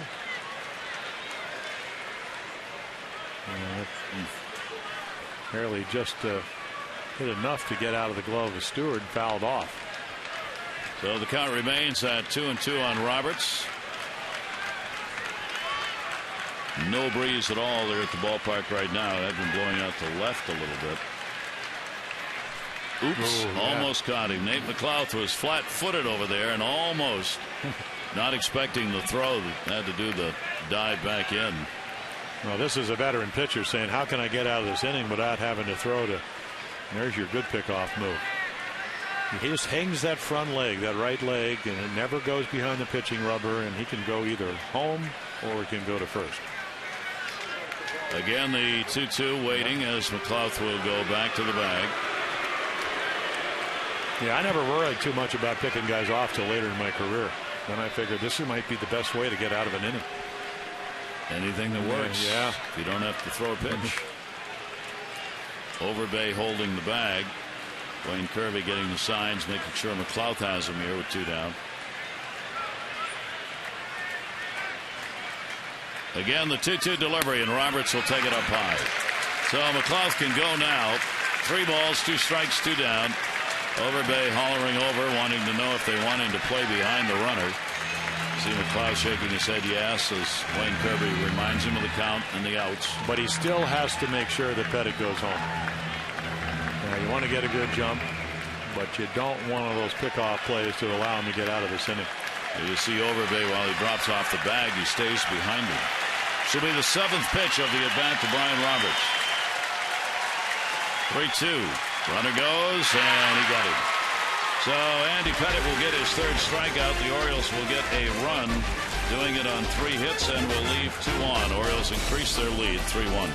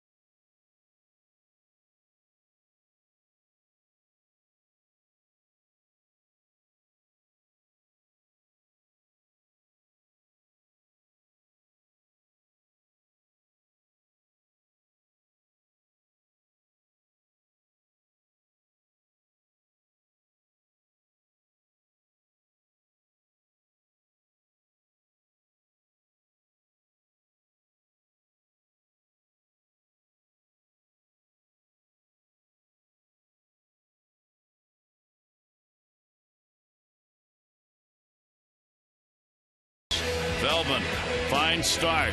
1 walk, 3 strikeouts. Former Oriole Mark Reynolds, one of those. And then A-Rod leading off the 4th inning.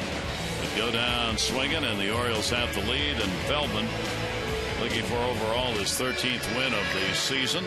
Line so far. Yeah, the no-hitter, as you mentioned. Gave up the run, the walk, the stolen base. A-Rod advanced him, and Cannell grounded out to get him in, and that's the Yankee run. 12 in a row have been retired since a leadoff walk in the ball game. Manny Machado gets his exercise as he heads over to right field. It's a long run from third to right. And J.J. Hardy, and we've seen Curtis Granderson, again, the broken wrist, first at bat of spring, then the hand when he finally got back. So they try to discourage from butting his way on. 2 runs down here in the 5th inning.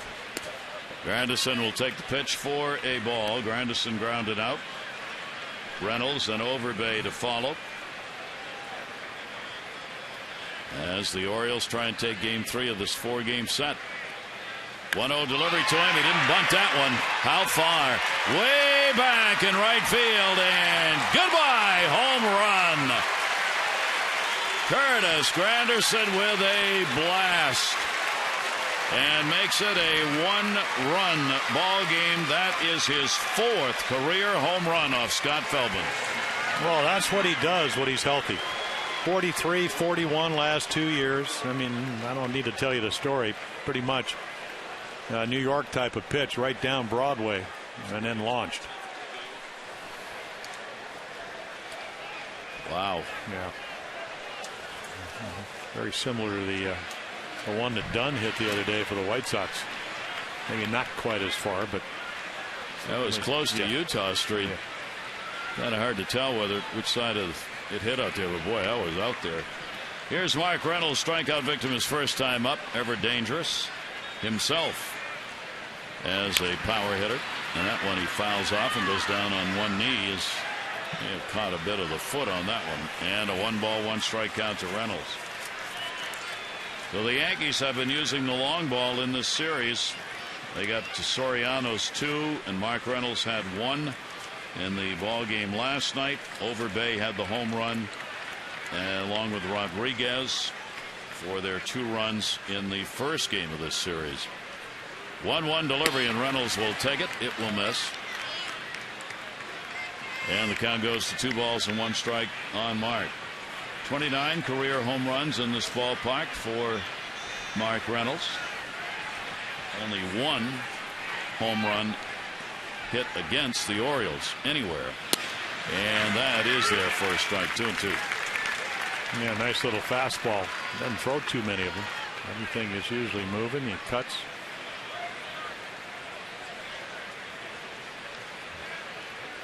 Feldman overall 15 home runs surrendered this year, 5 with the Orioles. Comebacker off the bat of Reynolds. Toss will record the first out of the 5th inning. Tune in to the Mid-Atlantic Sports Report tomorrow, 5 to 6:30. Tom Davis, Phil Wood, Mel Antonin, and Dave Johnson. They'll have a preview of the series finale, and Phil will ask the question, is relief pitching too specialized around the majors? All that and more. It's coming up at 5 o'clock on Masson. Might have to pay attention to that one.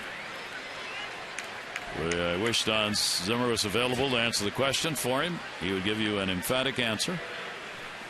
Role? You want to know what your role is? Your role is to get people out when I call you in to pitch. That's your role.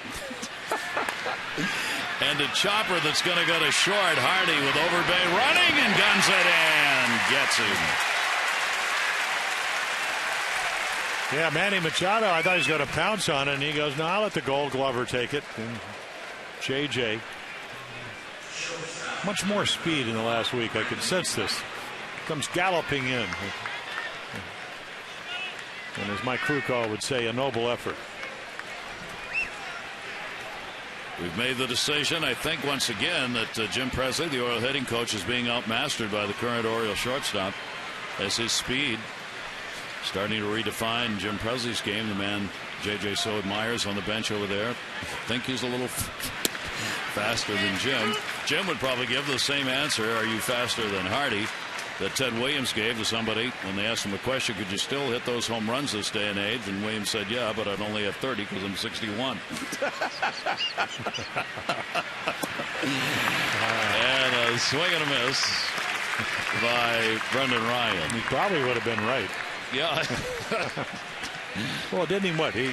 Ted hit a home run and that was it, right? That was it. That last at bat. I watched when he was game. 42. He ran down from third, across the plate, into the dugout, into the runway, up to the clubhouse, got changed and left. Here's the 0-2 delivery, and that'll be taken outside. JJ and Prez have a great thing going. They're real good friends, and what JJ does to Presley virtually every night at the batting cage is ask him, where am I? How good a hitter were you? And then he wants to know about RBIs and home runs and hits and infield hits and everything. And the thing is that Hardy's starting to reach all those numbers that Presley had. Ball put up in the air to shallow left center. Hardy going back wants it, and he will put it away. Ryan is retired. So 1 run on 1 hit, no errors, nobody left on base. Presley will have to deal with Hardy. Talk with him about speed at short. I'm faster than you are, Joe. I'm sorry.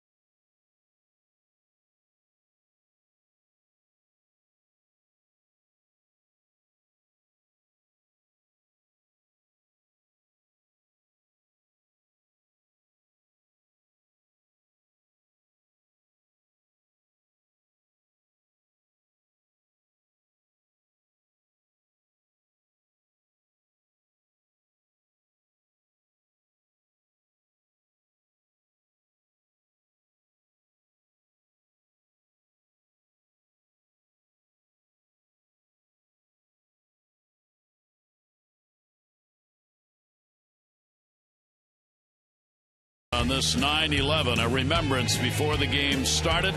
The flags at half-mast, and the fans on, and the Orioles on too. Scott Feldman coming off his complete game shutout, a walk and just 3 strikeouts. The Oriole bats helping out Davis with a 2 RBI double. And Danny Valencia continues red hot. And the Orioles, looking to go up 2-1 in this series, have the advantage in the ball game 3-2. And the base is also marked for this 9/11.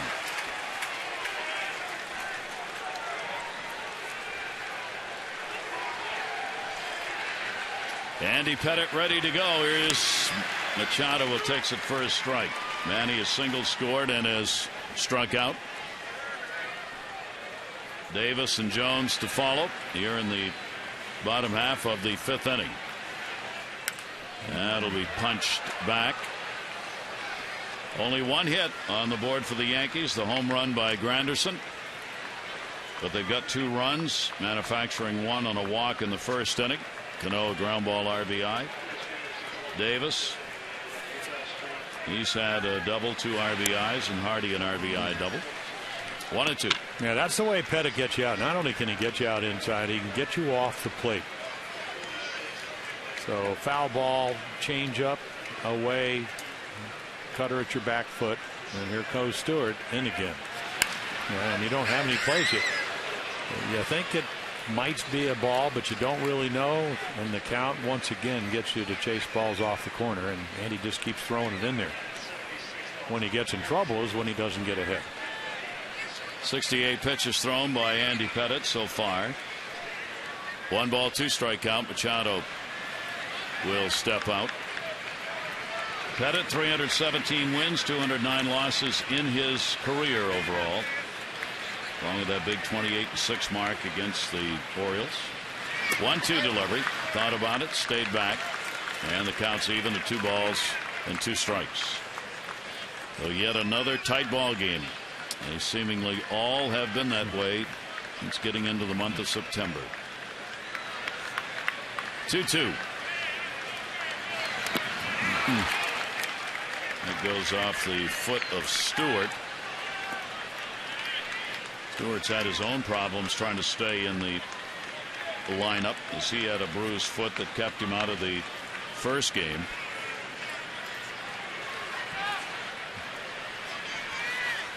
Whoa. Yeah.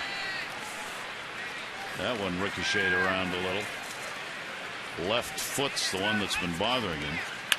Down to third, a foul ball. Oh, that's nice. Pretty good throw. That's Mark Reynolds. Whoa. Just in case.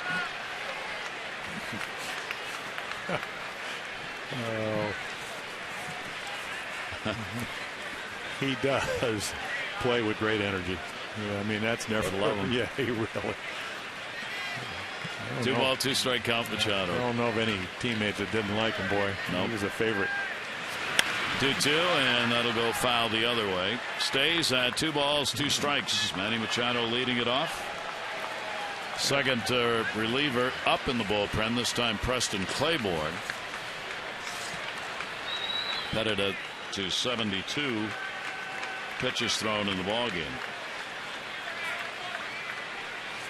Here's the 2-2 delivery, and Machado puts it up in the air to right center, not deep. Granderson.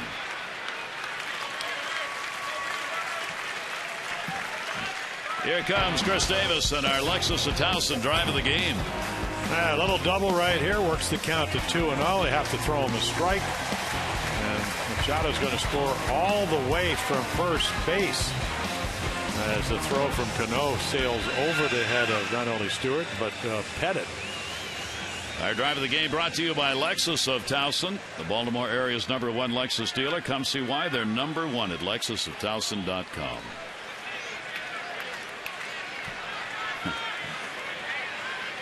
Davis for that one to tie the all-time mark. The Orioles single-season home run record. He's got 49. 2 RBI double, and he is flied out. Chris now 4 for 15. Lifetime against Andy Pettit.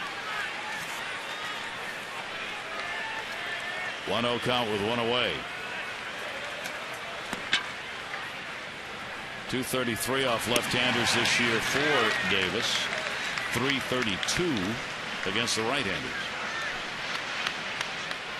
The Orioles coming in, as Buck Showalter has mentions every day, lefty after lefty. The Orioles have made it to 24-23 off left-handed starters, game above 500, but still for their core players like Davis, like Jones, like McLeod, you got the numbers are down. The Orioles hitting 252 overall against lefties and 267 off right-handers. And what most of them have in common, talking about left-handers, they have changeups, and that'll slow the bat down. You have to really use the whole field. You went around 2-2. And the good ones, and Pettit certainly with 255 wins is not going to do it. He's not going to give in. He knows. In fact, the whole world knows how good Chris Davis is. Had to throw him a strike because of the count. There, he learned his lesson. He does not want to throw a strike to Chris Davis. 2-2 delivered. This fights one off that was coming inside on him.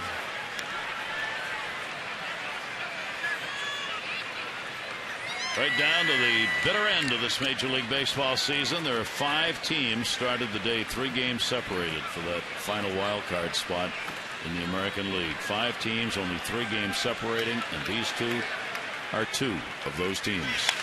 Ground ball that'll go to the shift, and third baseman, believe it, playing almost on second is Reynolds. And Davis, the second out of the inning.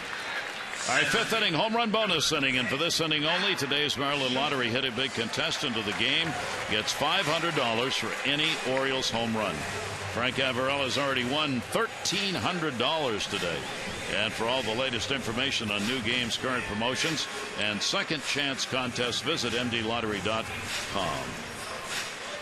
Adam Jones, try and get him that bonus. 2 down, nobody on. He is lined out, hit into a fielder's choice, 1 for 9. in this series. Started the day against the Yankees at .221 on the year with a couple of home runs.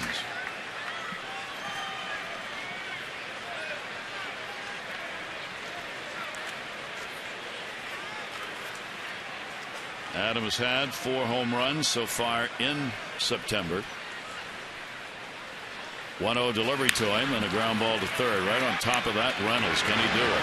My, oh, my, oh, my. Mark Reynolds. So when he played third base for the Orioles, it was a struggle. Playing third base right now as though I'm a Gold Glover.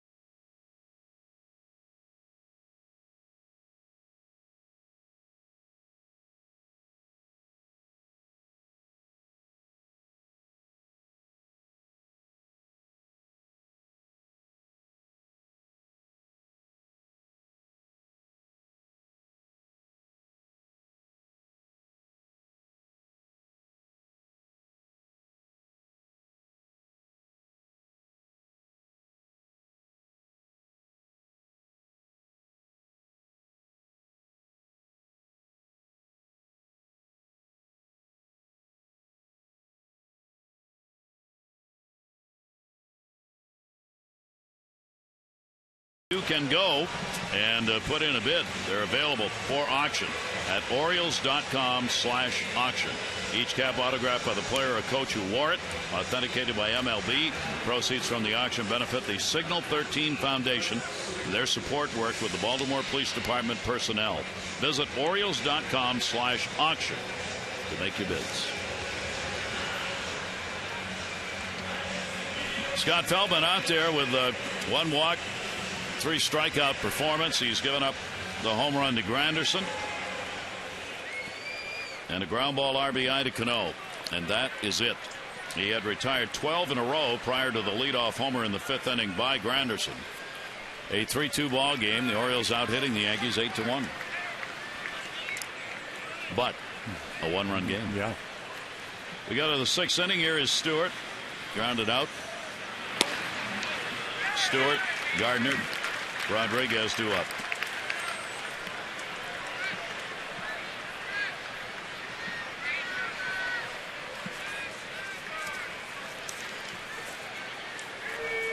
Pitch will be taken away. For the Orioles here in the month of September, their pitching has gotten it done. The Orioles' 3rd best ERA in the American League this month, 3.24. They are 6th in runs in the American League, 2nd in home runs, 6th in OPS. But pitching, that's made the difference for the Orioles in September. And that will miss, and the count goes to the hitter's favor. A 2-ball, 1-strike count on Stewart. Orioles have won 6, lost 4. One of the guys who do the pitching, Chen, Hamill, Tillman. Ground ball towards short. And Hardy makes the play. But take a look, and this is what Gary was kind of alluding to, the fact that it's gotten better. And 10 games into the month of September. That's what the Orioles did last year when they won 19-9 and then 1-2 in September. The pitching really got better. They won 18 games in August and then had won 20 games over the last month and 3+ days. So, and while there's not a lot of time, there is enough time to continue doing that and at least give your team, which is what you try to do if you're a starting pitcher, a chance to win pretty much every night you're out there. They're right in the mix. And it is a lot of mix. It is a lot of mix. I told you, got 5 teams, 3 games separating for that wild card. Well, Texas has come back to the pack because they've lost, 6 out of 7 now. So they're only 3 games up. And the Kansas City Royals have entered the discussion for real.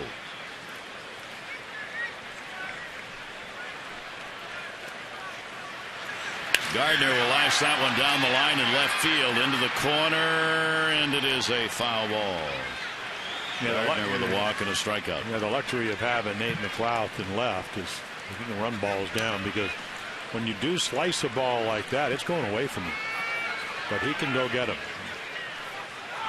Doesn't have the arm strength of Markakis or Jones, but as far as getting to the baseball, that's why the Orioles outfield is so good. Nate in a little bit, as are all the outfielders with Gardner. See the 11 ground ball outs, only 2 fly ball outs. Up above his average for the year in ground balls. And that one's foul back. So Gardner holds the count at a ball and 2 strikes. Rodriguez waiting on deck. Yeah, 245, 153. That's ground balls to fly balls coming in. But he'll be the first to tell you that the reason he's given up 5 runs in his previous 5 starts was because of command. It just seems like the release point got a lot better. 1-2. Gardner is gone. So he mesmerizes them with slow stuff, and that 90 may not on the radar gun see very fast, but look at the movement on that ball. It starts in the corner, you haven't seen it, and then it's by you. So location, movement, and velocity gets you the strikeout. That'll bring Rodriguez to the plate. He's grounded out and struck out. 4 for 10 in the series, a home run. As we've mentioned, he's hit a lot of them against the Orioles in his career. 60. Split them up. 30 here at Camden Yards. And 30 elsewhere. 0-1 count. Rodriguez with 2 down. And Feldman's pitch to him. He'll stay away. 1 ball and 1 strike. And you can understand the fan reaction. In a perfect world, when you have 652 home runs and you're 8 away from one of the great players that ever played, Willie Mays, it would be a cause to celebrate. In the air, right field, going back at the wall, and goodbye. He has done it again. Rodriguez answers the crowd, tying the ball game up. And the only 2 hits of Scott Feldman have been home runs. Well, they are the Bronx Bombers. Last year hit 245 home runs. And that led the world, all of baseball, led the American League in runs. And it's in the middle of the plate. But when the big boys hit fly balls at Camden Yards, they go out of here. Rodriguez having a major impact in this series. Ball game is tied at 3-3. But my point is that it would be reason to celebrate, but because of all the PEDs and all that, it's just difficult to embrace it. And it's a shame. Yep. But it's something he created, and that's the sadness of it. And the pitch will be taken for a strike by Cano. A strange ball game. Orioles 3-8-0. The Yankees 3-2-0. Granderson and Rodriguez, the 2 homers off Feldman. He'd given up only 4 since joining the Orioles in 11 starts. He's given up 2 here in this game. The 0-1 will be taken outside, evening the count. And a ball and a strike to Cano is 0 for 2 with an RBI. Yeah, so pitch count well in hand here in the 6th inning. He's been efficient.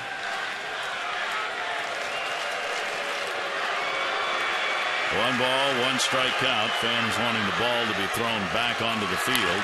That ball's going to be a base hit. Jones will come on. So Cano picks up a single. All of this with 2 down in the 6th inning. And Robinson Cano at first base.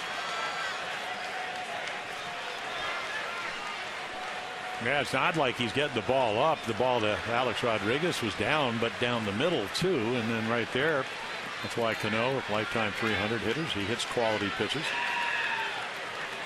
But even here in the 14th inning, it's not like he's getting into hitters' counts. It's not like he's making horrible pitches. It's just a great place to hit, and you get some pretty good hitters for wearing the Yankee grays. And we'll have to be very careful here as Soriano stands in. He has grounded out twice, 0 for 5 now off Feldman. 2 down, runner at first base. And that'll be inside to him. Soriano has had a dozen home runs in his career here at Camden Yards. And like Rodriguez, 24 total home runs against the Orioles, half of them here. Oriole bullpen has not been active, so Brian Mattis is just getting up to throw. Yeah, he came in last night to pitch part of an inning, and if you watch the game last night, Soriano, very much like Alex Rodriguez did, I mean, he just smoked one to right center field. As I mentioned last night, he hit it like a left-handed pull hitter. That's the kind of power he has to all fields. And that's why you don't have to pull the ball to hit home runs in this ballpark, whether you're righty or lefty. So a big moment in the ball game again here in the top of the 6th inning with a run in, runner on. And Soriano with a couple of home runs in this series. 1-0 pitch to him will be taken inside. Soriano with 3 homers against the Orioles this year. They're getting more to having a Yankee lineup where if you pitch around one guy, you invite trouble. A lot of long balls in the lineup, like this one tonight. Soriano, Granderson, Reynolds, Overbay. 2-0 count. That's after Rodriguez and Cano. Breaking ball. He stepped away, and it was in there. Feldman with a 2-ball, 1-strike count.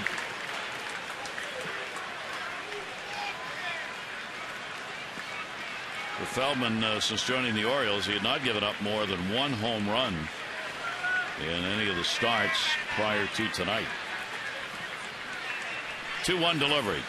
Soriano, good pitch inside to him. 2-2. Yeah, I think it was a changeup, and they have it up on the board as kind of a splitter, but certainly at 84. And there's the late movement. It's not like a Miguel Gonzalez splitter. Doesn't split his fingers that much, but when you throw your fastball, your fingers are together. It kind of separates them a little bit and takes a little bit of speed off the ball. Made a good pitch. Timeout asked for by Soriano at the plate. For Feldman, last 5 starts, 3-1, an ERA of 1.36. Yankees have been able to get 3 runs off him so far in this one. 2-2 the count. Shift on in the infield. Hits into it and foul. Well, to give you an idea of how they've been scoring runs, the Red Sox went in for a 4-game series, and they lost 9-8, 12-8, 13-9, and then won that last game 4-3. So, and the Orioles beat them 4-2, and then they came up with 7 runs. So this has been a run-scoring machine over the last week. I mean, they're going to win because of the bullpen problems. 2 balls and 2 strikes. Cano at first base. Soriano with a count on a pitch away. Foul tipped and held on to. Good job by Weeder. Strikeout number 5 for Scott Feldman. But a run in. It's tied.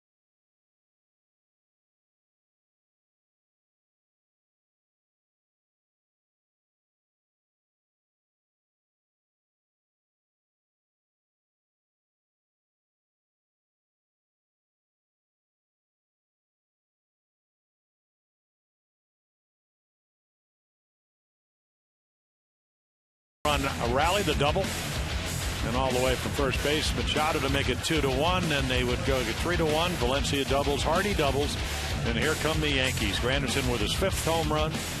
That would make it 3-2, and then Alex Rodriguez flies out to deep right center field for his 6th home run. Geico, saving people money on more than just car insurance. So while Andy Pettitte had an early lead, then fell behind, he does as he has done so often in his long career. Just keep on pitching, stay in the game. Team comes back for you, and that's what they've done. 3-3 ball game, bottom of the 6th inning, and that pitch will be taken for a strike. Danny Valencia. Double, single, 2 for 2. Orioles DH. Now at 318 with power. But it stays inside, 2-1. Yeah, we've seen Andy, and he is a 4-pitch pitcher with the curveball, the changeup, the cutter. Actually 5, I guess, if you want to count the slider, and a couple of different fastballs. So he's going to all of them. Being careful with him here. It misses away, 3-1.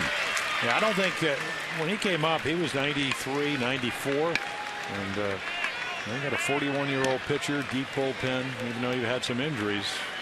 That's why Larry Rothschild was making the call. Perfect pitch right there. Yeah, Bob. That's what pitching's all about. Take a little bit off, try to execute your pitches, and get back into the count, which he did. Pettitte's struggled to get leadoff batters out, only 61% this year, and he's given up 3 already in this game. Leadoff batters on, fouled away, and the count goes to 3 balls and 2 strikes. So the Orioles now having to battle back in this ball game themselves.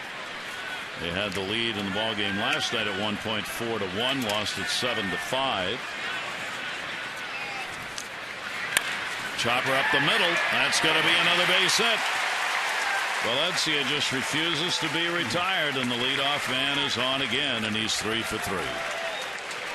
When the Orioles win, everyone wins all season long. When the Orioles win and score 5 or more, you get 50% off regular menu price online orders at papajohns.com by entering promo code Orioles5. Better ingredients, better pizza, Papa John's valid at participating Baltimore area Papa John's.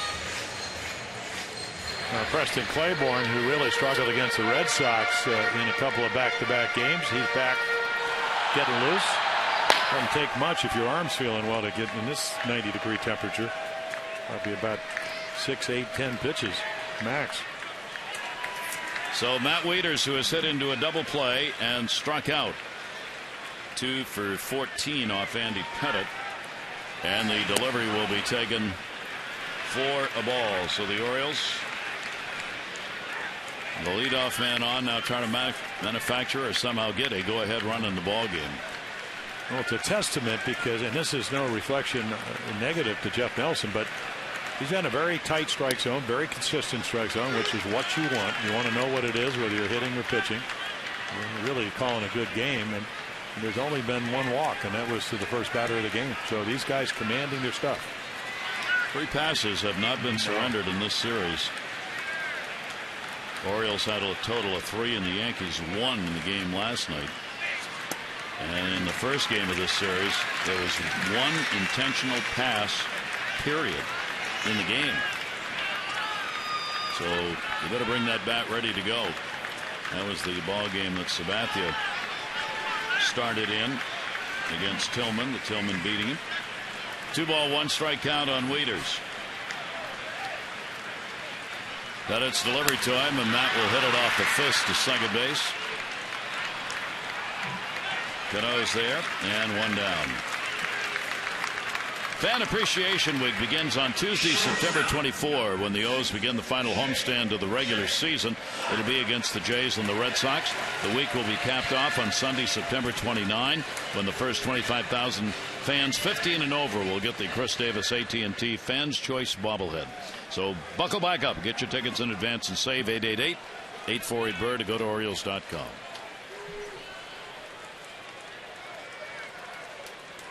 Here's Hardy in their first strike. JJ with an RBI double his last time up, 1 for 2 in the game. Hardy now has a 4-game hit streak.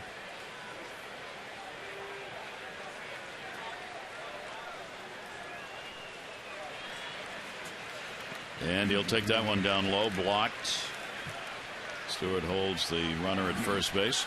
Well, Gardner's moved over a couple of steps, so they play J.J. pretty much to pull in the infield and a couple of steps. I mean, there's your center fielder. So there's a huge gap here.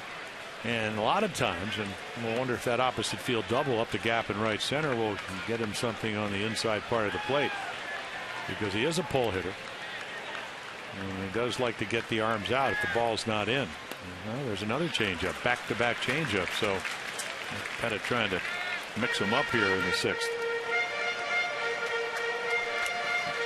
2 ball, 1 strike count. Hardy, a .220 lifetime hitter against the Yankees. He has had 9 home runs, though, against the Bronx Bombers. None so far against Pettit. 2-1 count. Short lead at first, Valencia. Hardy in the off-speed pitch. That's in there. Had him on the front foot. The ball wasn't there yet. Yeah, nice little get me over curveball.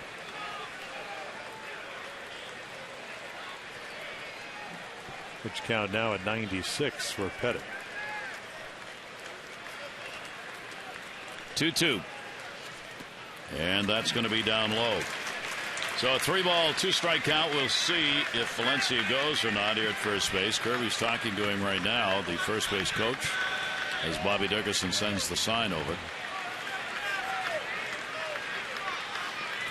Well, I always thought 3 and 2 for opposing base runners was good, because if I was pitching, I have to throw a strike. Pettit has to throw one. But he's got a tremendous pickoff. So you have to make sure he does. And there it is. And it's your veteran move, just in case he's leaning. Maybe pick him off.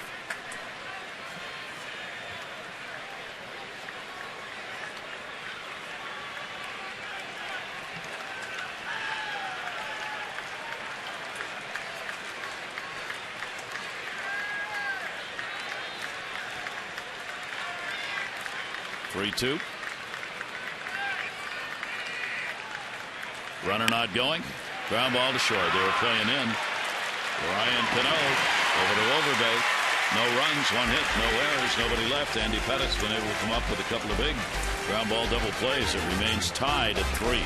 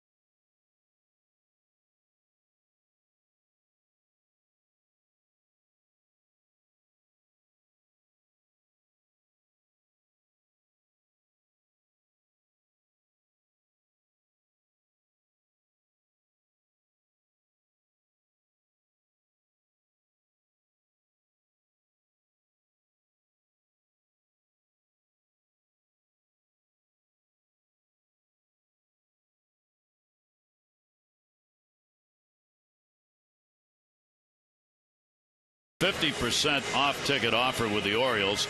It'll cover the Blue Jays series through September 26th. You can go to Orioles.com/AHA. You get 50% off tickets simply by donating $10 to the American Heart Association for each ticket purchase. So a half price just for making a charitable contribution to this great cause. Again, it's Orioles.com/AHA. And you just never know. Orioles certainly in the pennant race. It's the last week of the season. They get to come out here and make a difference in people's lives. I've always been a fan of Sinai Hospital because I went to see Stanley Cohn, and he turned my career around and found out that I had a torn rotator cuff. Never would have discovered it if I hadn't gone over there. So, long time hospital here. So, come on, Scotty. Curtis Granderson as Scott Feldman goes back to work. We're in the 7th inning. Orioles had a 3-1 lead in the ball game. They've got 9 hits, 3-9-0, 3-3-0 for the Yankees. 1 left on for the Yankees, 4 for the O's, and a 2-0 count. Curtis Granderson delivered the long ball 5th inning. By the way, that ball did end up on Utah Street, and it is the 2nd time in his career Curtis Granderson has put a ball out onto Utah Street here at Camden Yards. 1 for 2 in the ball game, 2 for 11 in the series. That was out there in that Utah Street area between the fence and the warehouse. Brian Roberts, quick throw. 1 away, 7th inning. This copyrighted telecast presented by authority of the Orioles may not be reproduced or retransmitted in any form, and the accounts and descriptions of this game may not be disseminated without the express written consent of the Orioles. USA Today reporting today that the Yankees are going to pay, are you ready, $29.1 million in luxury tax, the most ever. It is only the 2nd time in 19 years the Yankees are in danger of missing the playoffs, and they're going to pay the most money in a luxury tax payment ever. It's because they've had to pay it before. It has a multiple effect, which is why the Yankees are going to get below $189 million next year. If you do that for a year, then the luxury tax drops back down again. In fact, almost cuts it in half. But that's a big one. The Dodgers are going to be the only other team apparently to pay a luxury tax this year. They've got a $234 million payroll. But their luxury tax will be a lot lower because it's the first time they're going to be hit with one. They'll pay somewhere around $10 million. Well, the whole idea is, revenue sharing, and you go back in the history of the game, there's only been about maybe 2 teams, now maybe 3 teams that have ever had to pay luxury tax. Yankees have been right there. Yeah. Well, they do it pretty much every year. 1-1 delivery and a rainmaker pop-up left field. Nate McLouth will put it away. Reynolds is retired, and they're 2 away. The final fireworks night of the season is coming to Oriole Park Friday, September 27. O's Red Sox. They'll miss the postgame show, lighting up the skies. All the great fun of Fan Appreciation Week and what should be a vital series. Final weekend of the regular season. Get your tickets in advance at 888-848-BIRD or Orioles.com. That's on Friday, September 27. Alexander in the bullpen. Yeah, came in on the 4-2 victory, and pitched the 8th inning the other night. About as impressive as you could pitch an 8th inning. Lyle Overbay is flied out, grounded out. Overbay with an 8 for 26 off Feldman, and he'll foul that one back. Biggest payroll teams this year aren't going to go anywhere. Phillies, Angels, Giants, Toronto Blue Jays, Washington Nationals, Chicago White Sox. All of them with big payrolls, all of them already out, if not officially eliminated. 0-1 count on Overbay, and the pitch will be outside for a ball.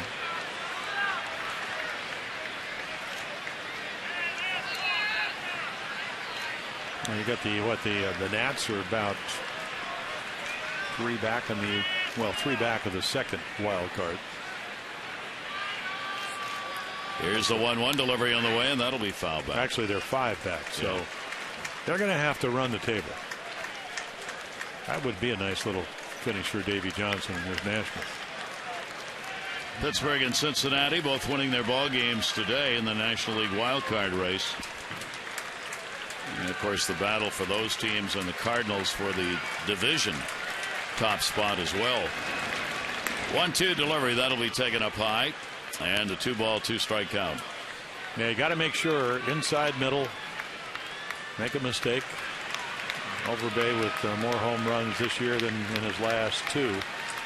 Then he becomes a pull hitter. Otherwise, like he did in New York off of Feldman, soft singles to left. You'd certainly take that in a tie ball game. And got him, great pitch. Feldman will get strikeout number 6. And he has a clean inning, retiring the side in order. 7th inning stretch time here at Camden Yards on this 9-11. Yankees, Orioles, they are tied at 3-3.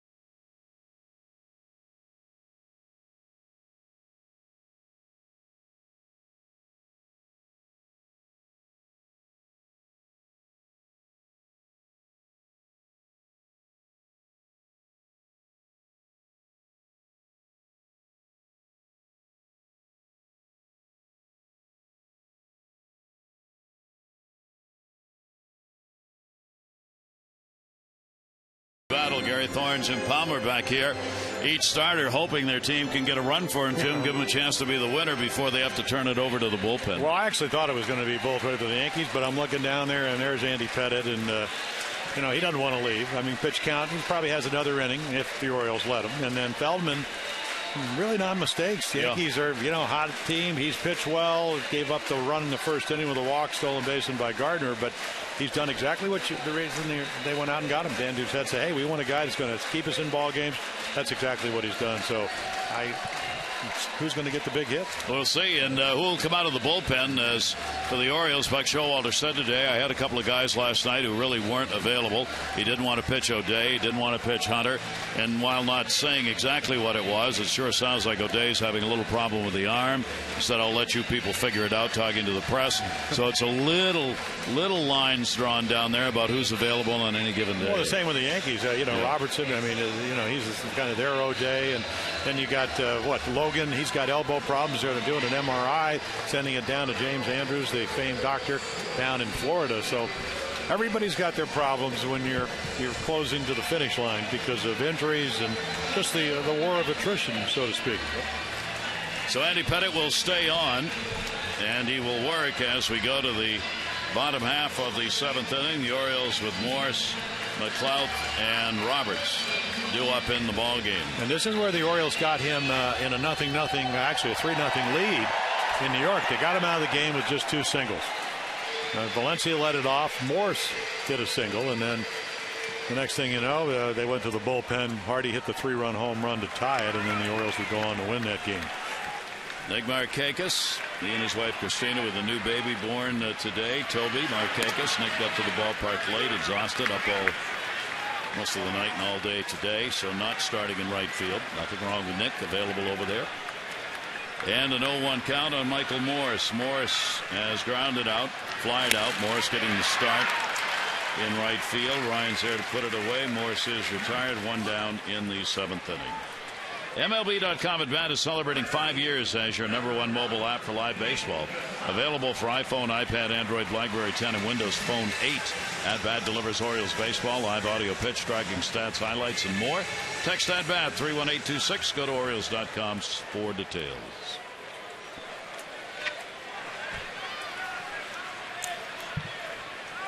Nate McLeod, he is single, grounded out. And Nate will take the pitch for a strike. 1 down, bases are empty. Yeah, Nate got a base hit to right field, but he hit it so hard with Hardy at second base, couldn't get the run in. And then about an 8 pitch bat that Pettitte was able to strike Brian Roberts out, and then after the double in the 3rd, he was able to get a soft line drive from Adam Jones. So there have been a couple of times where there's Sean Kelly, who has been battling tricep problems, came in through the ball well last night. 0-2 delivery, a chopper foul. For Andy Pettitte, he's only thrown 8 innings once, and it was the very first game of the year.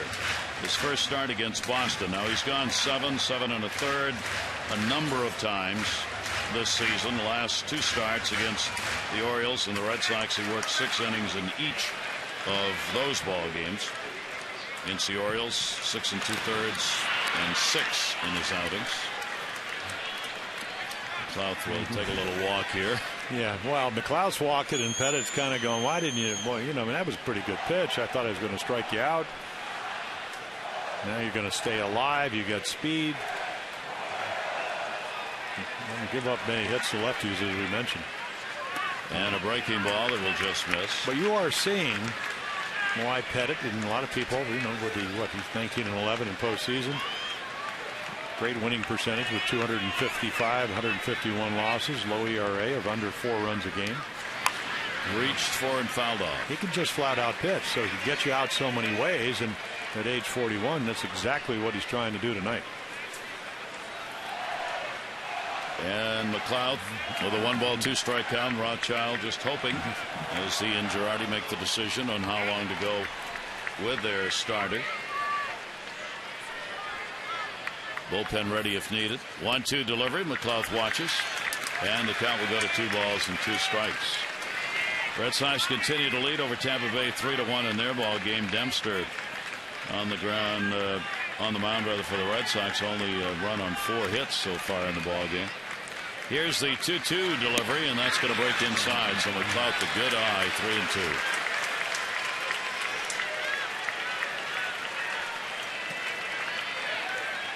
And again, Nate, one of those long at bats. This will be the 9th pitch of this at bat with Andy Pettitte. And the 3-2, and he's on. And the Orioles, that is the first walk surrendered by Andy Pettitte in the ballgame. And here comes Girardi, and that will be it for his starter. So Girardi, like Pettitte, hoping there could have been a run scored while he was still in the ballgame. It would give the Yankees the lead, but not to be. Yeah, you know, it's easy to second guess this move because Brian Roberts usually hits better lefty. Pettitte didn't want to leave, but the manager says, yes, you must go. Andy Pettitte didn't take long to get from the mound to the dugout, did he?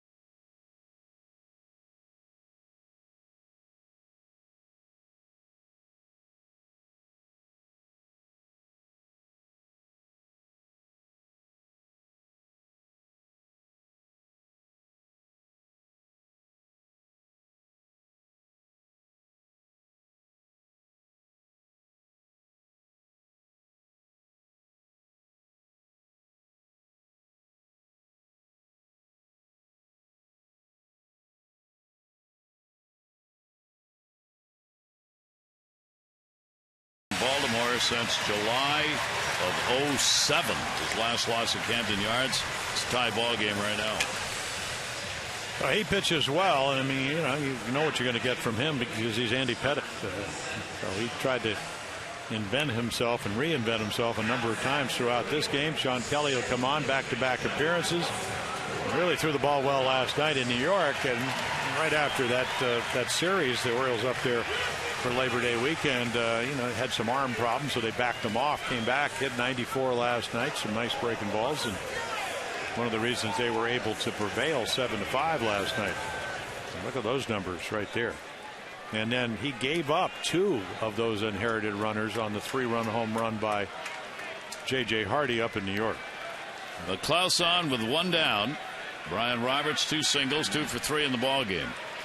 For Kelly, this is the 8th time he's worked against the Orioles this year. He's taken a loss and he's blown a save against the O's. 4 innings, 3 runs, 4 hits, couple of walks, and 6 strikeouts against Kelly for the Orioles. And you would think that this would be a running situation. Outside to Roberts. So McLeod had a pretty good lead over there, and he measures Sean Kelly. Nate, of course, has been up there among the leaders all season long in stolen bases. Second half of the year, the Orioles have not done a lot of running. One of the reasons he has a throw over his back. His 30 stolen bases tied for 8th in the American League. Ellsbury's got 52, the league leader. Man, he's going to be out for a while with that stress fracture in that right foot. Bobby Dickerson, the coach, at third. Relaying the signs over to see if he's running. Reynolds in at third base on the grass. Almost got him as he tore up a little dirt there trying to get back in. On the wheels. Yeah, and he's looking out there.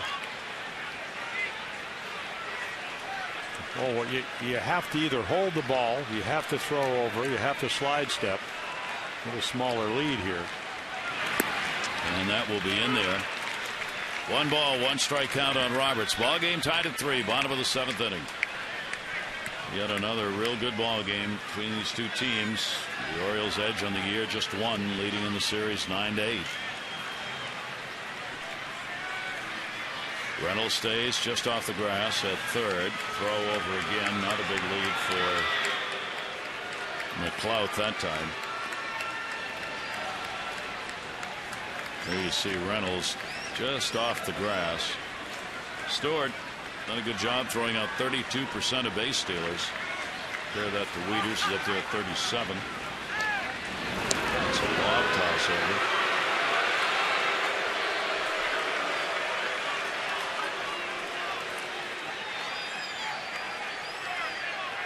Big games that all matters. A little cat and mouse being played right here.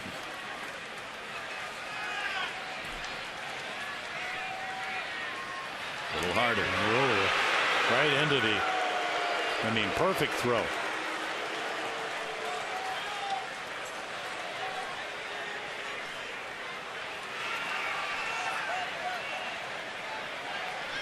You certainly make Nate work a lot. I did that to Tommy Harper, who once stole 72 bases, threw over there 8 times in Milwaukee, and he stole on the 9th pitch. That's how good he was. That'll make you feel bad. Well, you shouldn't have got him on.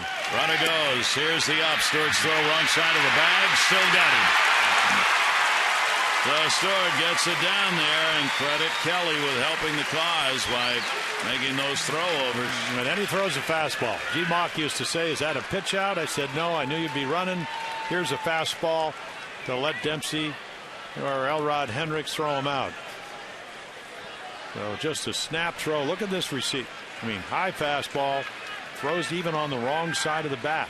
But here's Brendan Ryan with the swipe tag.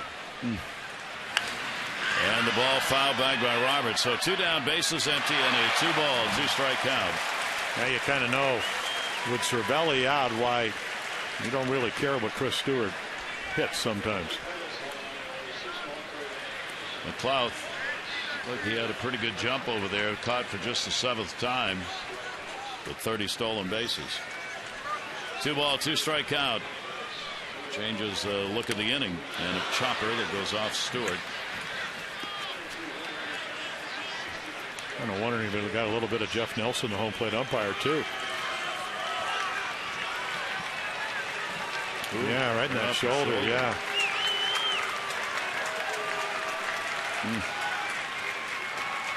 You can see the padding. It's still got to hurt.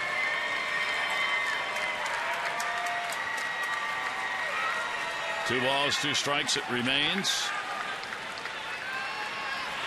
And that's there. So Kelly comes on, and despite a 1-out walk, faces only 3, 7 complete. Ball game tied 3-3.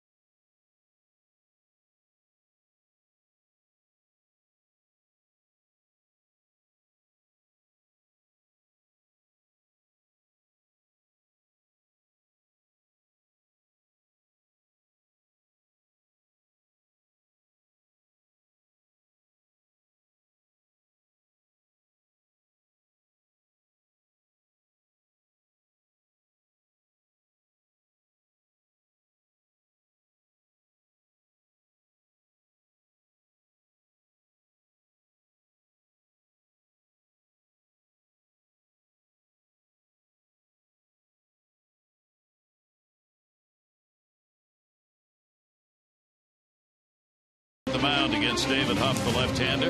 Our coverage on MASN HD 6:30 O's Extra, presented by Geico, followed by our game coverage at 7. All the access you need right here on MASN. So Wei and Chen, a little bit of a struggle with control, but kind of cleaned that up against the White Sox on Saturday. David Huff, his last start, gave up 9 runs, most allowed by the Yankees earlier in the year with the Indians, acquired on waivers. So the changeup, David Huff will pitch against the fastball Wei and Chen tomorrow night. Battle of the lefties. And Chris Dickerson has come on as a defensive replacement in right field as Michael Morris is out of there. So Dickerson on to play in right. And we go to the 8th inning. Scott Feldman's going to stay out there. Feldman coming off that 9-inning complete game shutout. Working here in the 8th, ball game tied at 3-3. He's given up just 3 hits, but 2 of them have left the yard. Rodriguez and Granderson, the other run on a ground ball in the 1st inning on a run that was manufactured without a hit after a leadoff walk to Gardner. 0-1 count, and it'll be scooped out of the dirt. Brendan Ryan, first game with the Yankees, 0 for 2. Scott Feldman, he's had 2 complete games now in his last 22 starts. He hadn't had one in 105 before that. Second base, Roberts, ball that had some twist on it. 1 away. Time to text in your vote for the AT&T Player of the Game. Scott Feldman with this tremendous start for the Orioles. Danny Valencia has continued hot, 3 for 3, including a run scored in the ballgame. And Alex Rodriguez has hit his 6th home run, tied the ball game up. Text in your vote, A, B, or C, 318-26.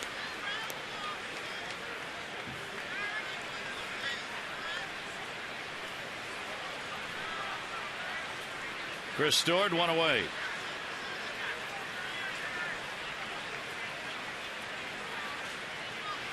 A couple of ground ball outs in the ball game, and we'll foul that one back.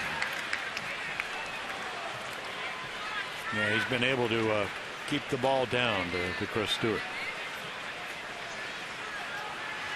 And they play him right up the middle. Brian Roberts, I mean, there's your second baseman right there. So, and way off the line.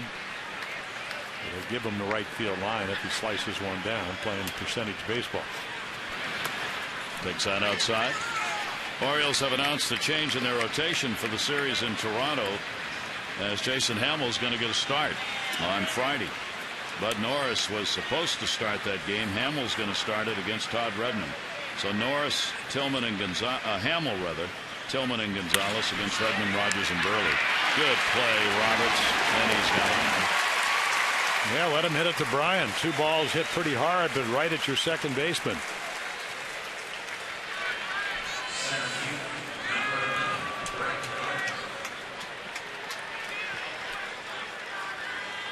Yeah, both guys, I mean, they don't hit for a lot of power, either Ryan or Stewart, so you stay away.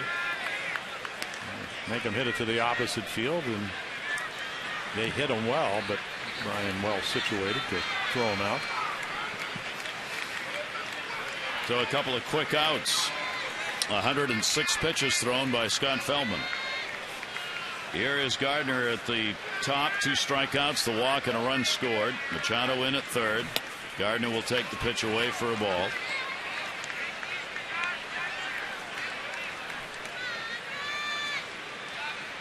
Ground balls have been supplied by Feldman in this one. Look at that. 3 flyouts, and so that's 5 balls he's been hitting the air tonight. 2 of them go out of the ballpark. He's really pitched well. 1 ball, 1 strike count. A-Rod waiting on deck if the inning is extended by Gardner. And he'll take the pitch, which he's been more than willing to do in this series. He's taken a ton. There is David Robertson. Not expected back in this series. Tommy Hunter's ready to go for the Orioles. Yeah, you might even see him against Alex Rodriguez if Gardner would get on, because Tommy can throw the ball by A-Rod. That's in there for a strike. But I think Feldman has no intention of doing what he did in the first inning for his only walk, which is to walk Gardner. And that was on a 3-2 pitch.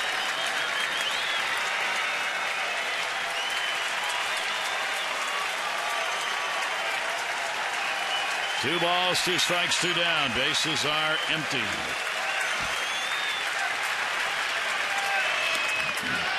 Full count. You take that pitch, you got to kind of wait for Nelson to either save ball 3 or you're going back to the dugout to get your glove. A little cut fastball, but just a shade low. Gardner, the 3-2 delivery to him, and he walked him. So Feldman surrenders both walks. He has given up in the ball game to Gardner. This one comes with 2 down in the 8th inning, and now the decision: do you go to the pen or not? Answer: yes.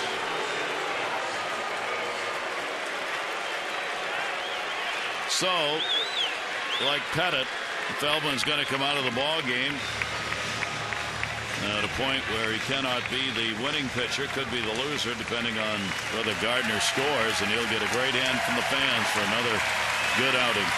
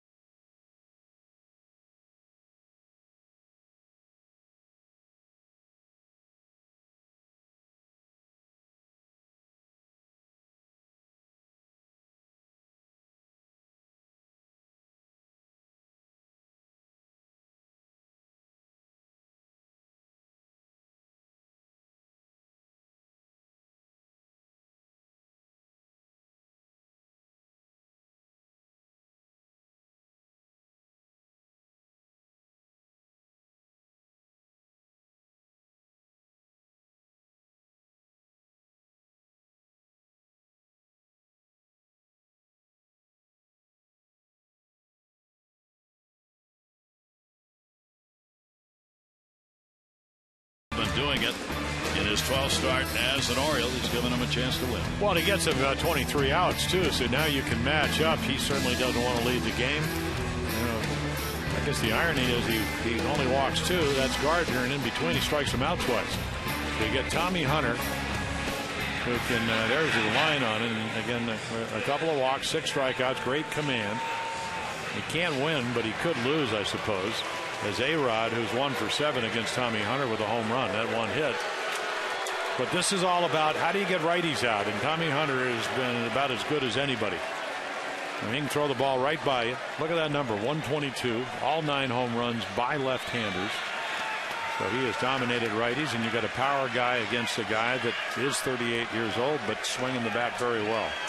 Runner at first, 2 down. Here's Rodriguez. And going for the long ball. He got his 6th home run in the 6th inning. So batting in the number 2 spot in this series, he's gone 5 for 11 with 2 home runs and 3 RBIs.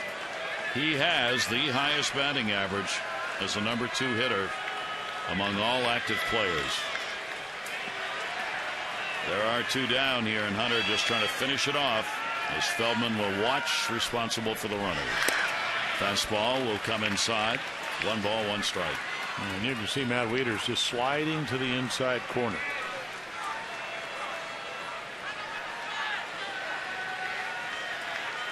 Tommy Hunter working in Game 7 against the Yankees. No runs, 4 hits, no walks, and 10 strikeouts against New York this year. That'll be away, and a 2 ball, 1 strike count. And Cano waiting on deck. 2 for 13 off Tommy Hunter.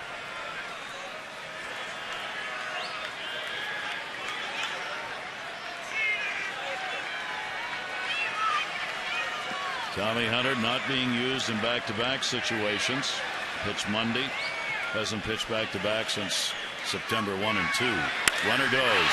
Ball in the air to center. Jones has it lined up, and that's the win.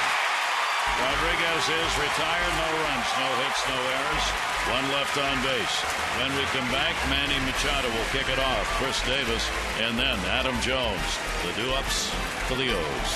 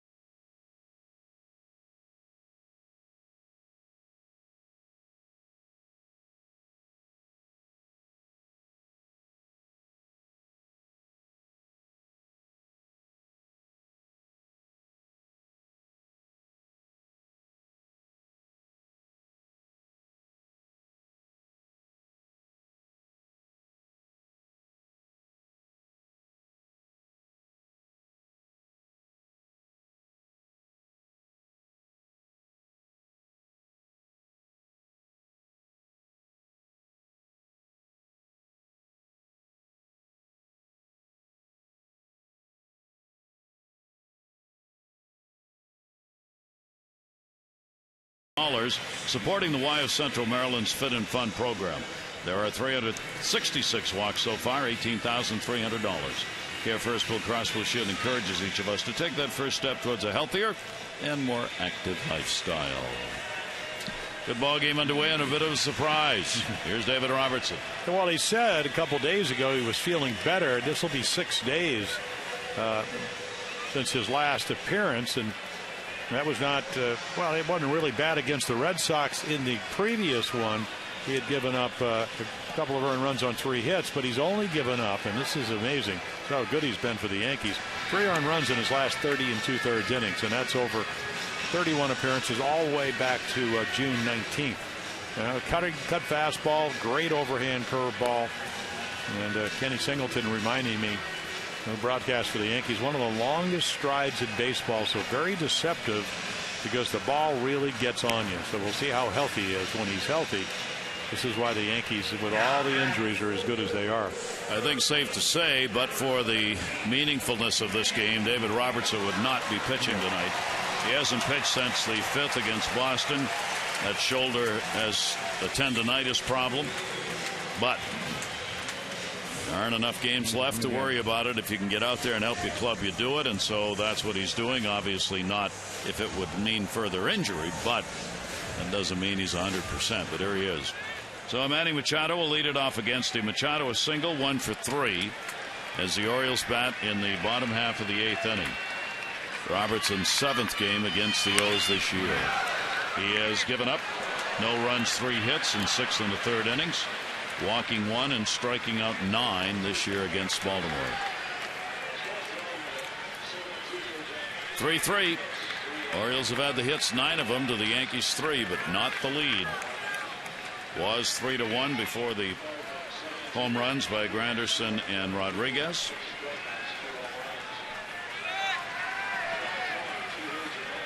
Oh, 1 count. And that's going to be a base hit into left field.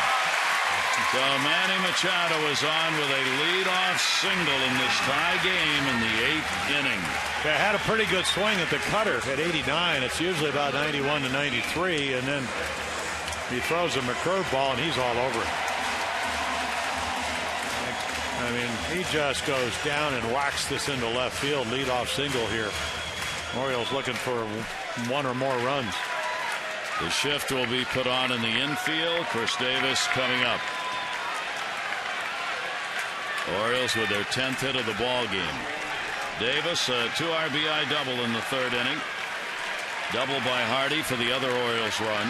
Chris 1 for 3. He's not had a hit off David Robertson. And will take the first pitch for a strike. Chris 0 for 7 off the Yankee right-hander. Timeout taken at first base. Machado wants to do a little groundwork over there. Yeah, the guys with good numbers are Wieters and Jones. Off of Robertson, Matt's 3 for 8 with 1 home run, and even better, Adam 5 for 15 with a couple of home runs. 0-1 count to Davis. Chris the other way, foul. So David Robertson gets ahead of him. A 2-strike count. When healthy, this has been the strength of this Yankee team all season long. Their bullpen still ranked 6th in ERA in the league. They've given up the 2nd fewest home runs and the 2nd fewest hits per 9 innings. The bullpen. 0-2 delivery. Davis inside. Back him up a little bit. 1-2. You know, the Yankees talking about the fact that when they got beat 3 out of 4 by the Red Sox, yet they scored 8 or more runs in the first 3 games, lost them all. A lot of guys not available from this bullpen. May have won another game or so. Coulda, woulda, shoulda. Yeah, well, but injuries, that's part of the game. I mean, the Red Sox last year won 869, had 26 guys on the DL. Nobody felt sorry for them. Nope. That's the way it goes. 1 ball, 2-strike count. Overbay holding the bag at first. 1-2 delivery, and Davis the other way again, foul. Yeah, just cutters, a little bit of Mariano Rivera. Started inside corner and cut it in off the plate. Of course, the way they play him, that could backfire. You know, he could just kind of lob one into left field, and the Orioles would be in business.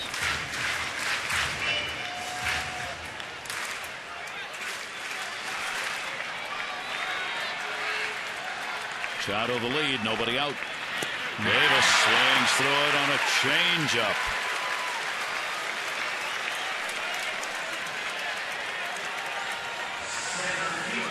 Yeah, change or may have big curveball, back up or whatever. He didn't like it, but it's certainly effective. You can see him trying to pull it down. It stays up, but it spins away and stays out of the middle of the plate. Now Adam Jones will stand in. Well, let's see if his big numbers, 5 for 15, 2 homers, can hold up here. Jones 0 for 3 in the ball game, 1 for 10 in the series.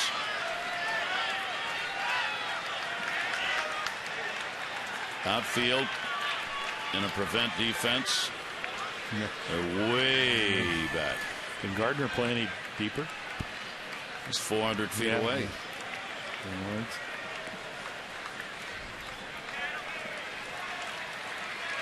One down.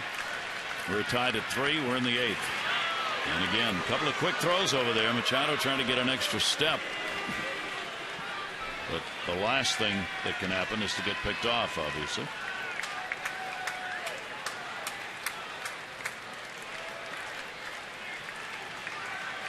Base stealers 6 for 7 against Robertson.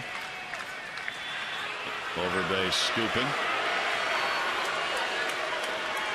Well, you do want to cut down his secondary lead. I mean, you're going to get your initial lead. You want to get a really good jump. Any ball down in the corner. Especially when they're pretty much playing straight away. So any ball in the corner, you'll have some running room if you're Manny Machado. And Jones will take the pitch for a strike. He didn't think so.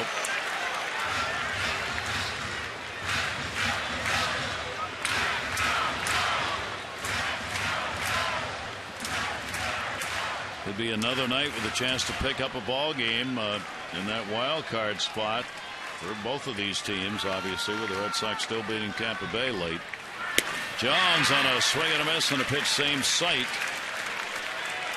Yeah, the cut fastball, it just moves away from the righties, and he gets it about knee high. Again, long stride. And then watch that ball just slide a little bit away from the bat head. So that late movement, very difficult to center. The barrel up is the term. 0-2 the count. Jones. Wow. Tough take. 3 in a row about in the same place. Jim Johnson's getting ready. If the Orioles could get a run here, he'd come on in a save situation. 2 down, 1 down rather, with a runner at first base, Manny Machado. Right-handers, 235 off Robertson, 3 home runs. He's given up only 4. Left-handers hitting only 165 of them. 1 ball, 2 strike count. And a 1-2 delivery, and that's going to be in the dirt. Good box made right there. And able to hold the runner at first base. It really is, because the curveball, it's usually going to reverse hop. You're trying to smother it. If it gets away any distance from Chris Stewart, Machado with a good secondary lead is going to be on his way into scoring position.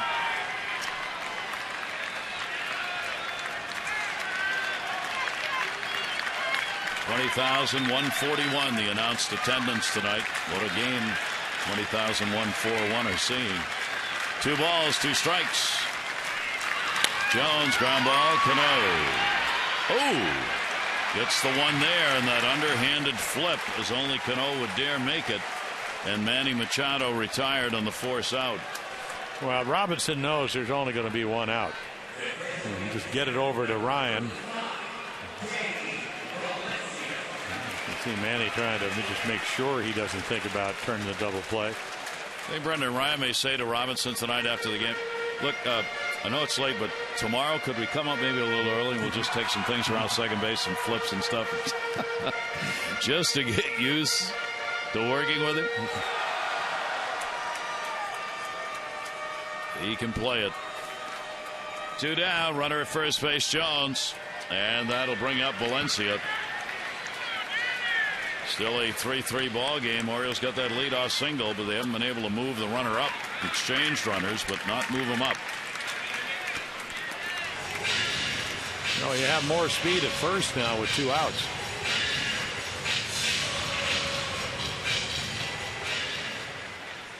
Valencia with a 1-for-4 off Robertson. He's been the hot hitter. 3-for-3, double, 2 singles. Run scored. 1-0 delivery. That's hit hard, and it's going to go into left field. Jones will make a turn and stay. Soriano quickly comes up with it, and Valencia has a 4-hit ball game. Yeah, that's going to be a base hit. I can't imagine the ball was hit so hard they're going to give him an error, but that's usually a ball he catches, and he knows it. I mean, this ball just nailed, but he's in position to catch it. Certainly not a routine play, but again, he's certainly an overachiever. Glove up, ball down. So Danny Valencia gets the first 4-hit game of the year. 3rd time in his career he's done it. Last time was 2010. The Yankees and Orioles tied. 3-for-7 runners in scoring position. Matt Wieters pops it up. Reynolds will give chase, and no play. So 2 on, 2 down here in the 8th inning. Wieters pop out, strikeout, hit into a double play. Orioles looking for that big hit to get that go-ahead run in from second base, Adam Jones. Wieters a 3-for-8 off Robertson, including a home run.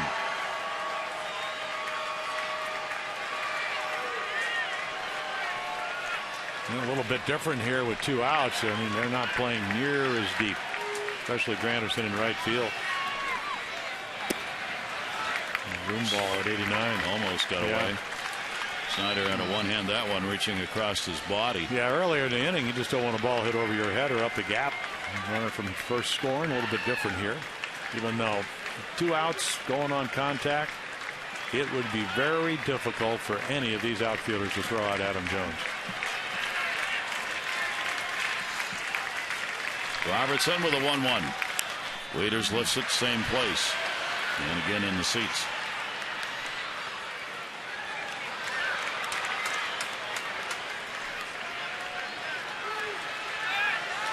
Not getting another chance with a runner in scoring position. Had Valencia on its second, fourth inning, struck out. But right here, you have one of those that could decide the ball game. 1 ball, 2 strike count. Jones off second base. Valencia off first.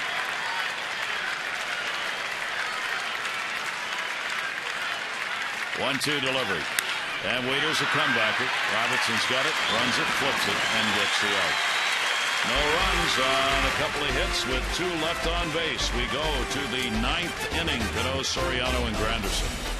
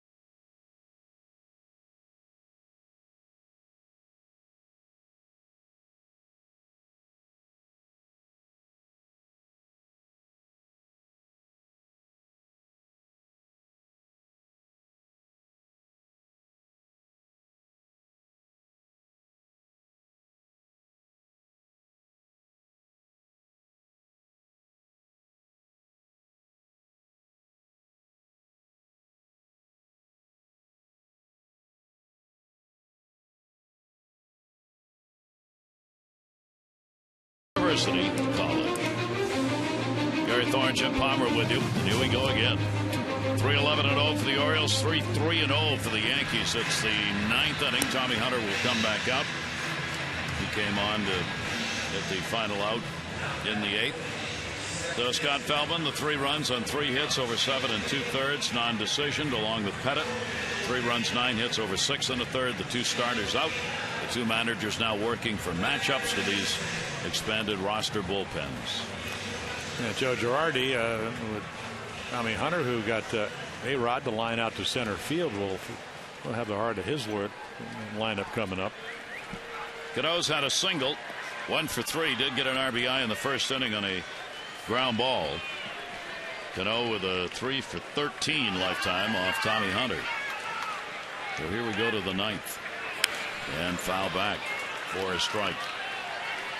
Yankees with the 2 home runs by Granderson and Rodriguez. The Orioles, Davis 2 RBI double. RBI double by Hardy. Yankees tied it up 6th inning. A-Rod's homer. No run since. There's Rodriguez.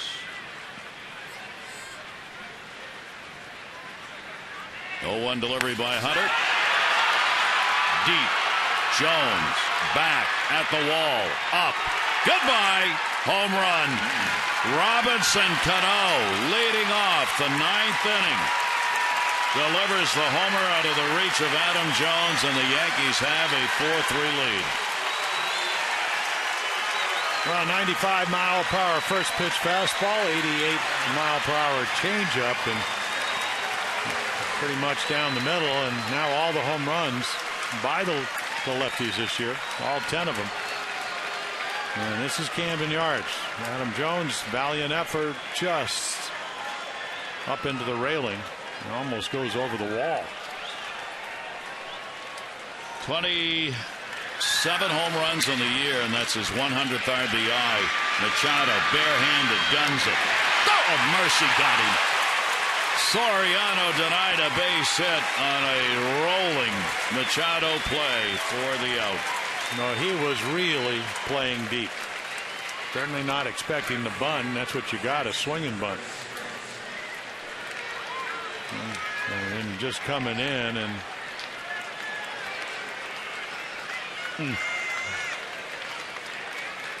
Yep. Quarter of a step or so. A huge target over there with Chris Davis. Great stretch.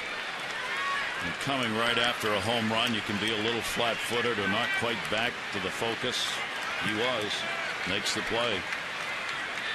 Here's Curtis Granderson. Granderson a homer, 1 for 3. So the Yankees 4 runs on 4 hits, 3 home runs. And Granderson will take it for a strike. His came in the 5th inning of the ball game. Curtis Granderson has had a home run off Hunter, 4 for 11. 0-1 deliveries, up high for a ball. And the Orioles' numbers and home runs at home, it continues the way it's been all year. With these 3 home runs tonight, the Orioles have been out homered at home, 110 to 103. Up in the air to center. Jones going back. Warning track wall. And not going to get it. It'll take the big hop. On his way to third is Granderson. He'll go in standing up with a triple.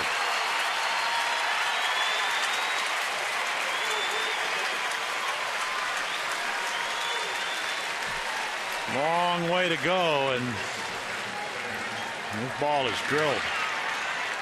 This time it's a breaking ball in the middle of the plate, and Adam can't get it. Meanwhile, Granderson, who's going to be a free agent. A lot of scouts here. What, Pete Kukovic for the Mariners saying, I said, what are you doing in town? He said, I'm scouting potential free agents. There's one of them. Man, could be healthy. Granderson gets his first triple. Adam Jones has been all over the place tonight. Tommy Hunter getting some balls really hit hard. Now here's Reynolds. Infield drawn in, 1 out. And the pitch is there for a strike. Reynolds has had an 0 for 3 in the ball game. Yankees with a 4-3 lead. Troy Patton getting ready in the pen. The lefty Overbay due up next. 0-1 delivery. That'll be popped up. Davis will come over but will not have a play on it. So the Yankees,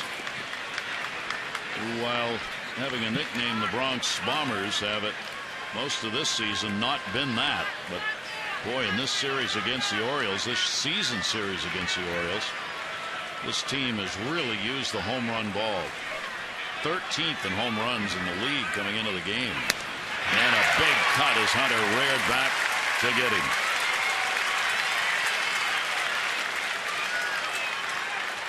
No, it's a mad ball. Change up for the home run. Slider for the triple. Here, hit this. Hit what I do best. Now Overbay will stand in. Boy, Overbay 7 for 11 with 2 home runs off Hunter. One look at that, and that Showalter's on his way to the mound. And we'll give the sign to the pen. So the Yankees, with a leadoff homer by Robinson Cano, have taken the lead. Granderson's triple, he's at third. There are 2 down.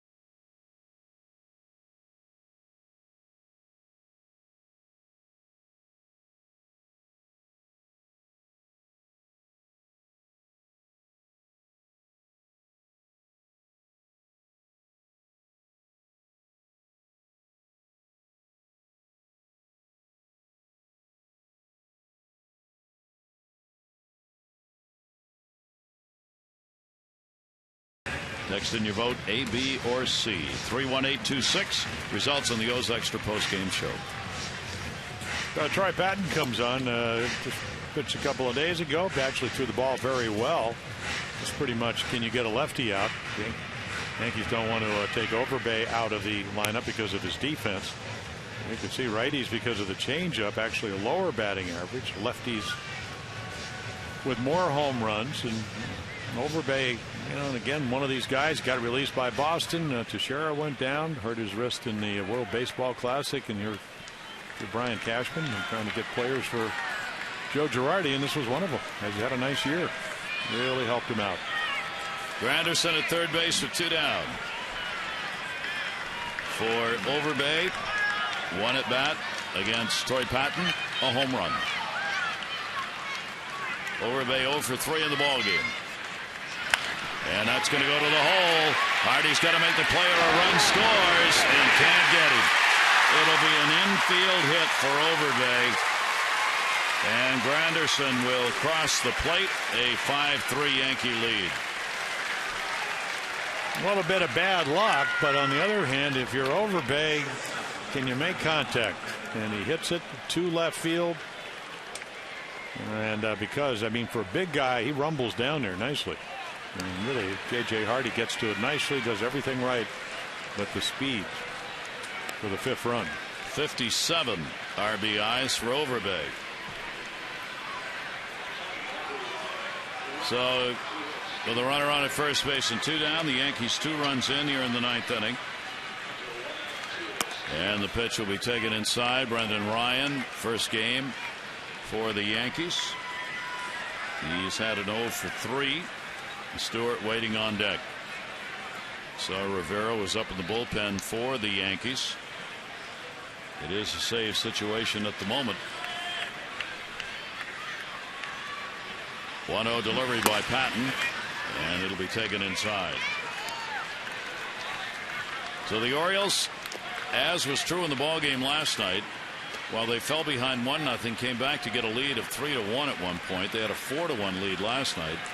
They would lose at 7-5. In this one, the Yankees now up by 2. And this is the first lead the Yankees have had in this ball game here in the 9th inning. Good off-speed delivery to him. 2-1. You know, the Orioles haven't scored since the 4th. And last night, they only got 1 run after the 5th inning. So Yankees bullpen starting pitching. Tampa Bay's made it a 3-2 game at home against Boston. A run in the bottom of the 7th. They're still batting. And a nasty pitch down and into him. 2 balls, 2 strikes.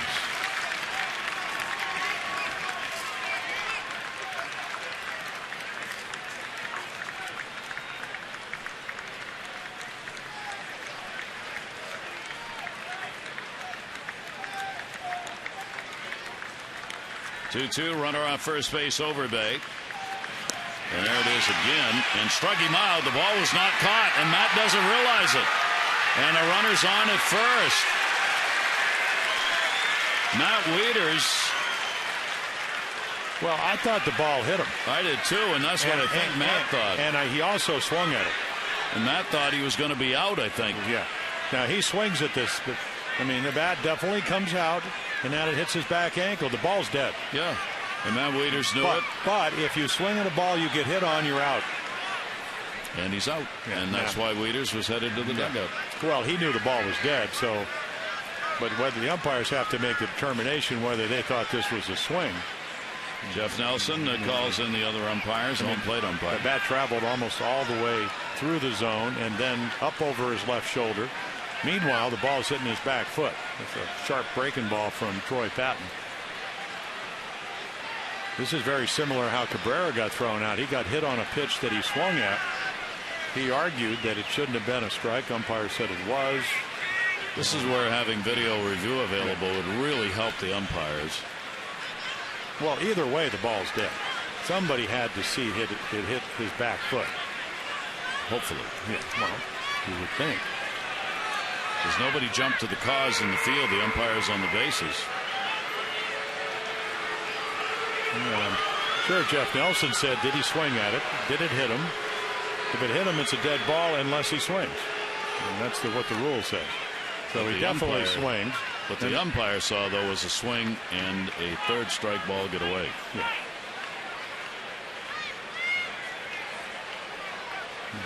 And that's a great angle right there. If you're Jim Joyce down at third. Yeah, he's out. Yeah. So they get it right. Good call. The umpires get it done as he went around on it. But here in the ninth inning, a couple of runs. Cano, home run, the Overbay RBI. Now the Yankees have got to answer. Hardy, Dickerson, McLeod due up.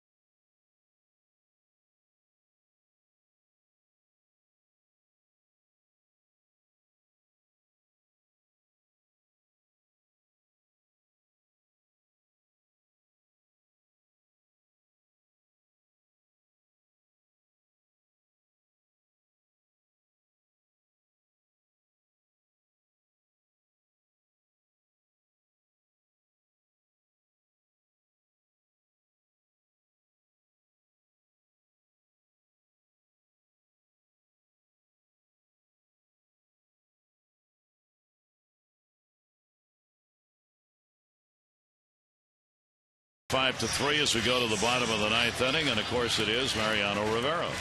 Yeah, well, got another save last night, and that's what he does. 650 of them, all-time career record. So at 43 years old, the oldest Yankee to ever record a save. Jim Cott had done it at 40 years, 312 days, which means we're closing in on 41. Jim Cott, who won 16 straight Gold Gloves, 266 games, and the end of his career became a closer. So Mariano Rivera will work against the Orioles for the 7th time this year. He's got an 0-1 record. He is 5 out of 6 in save opportunities. 2 runs, 5 hits over 6 1/3, with a walk and 3 strikeouts. Orioles hitting .208 off him this year. All those saves rather Jim was talking about for Rivera. He's gone 78 out of 87 against the Orioles and has an overall record of 8-9 with those 78 saves.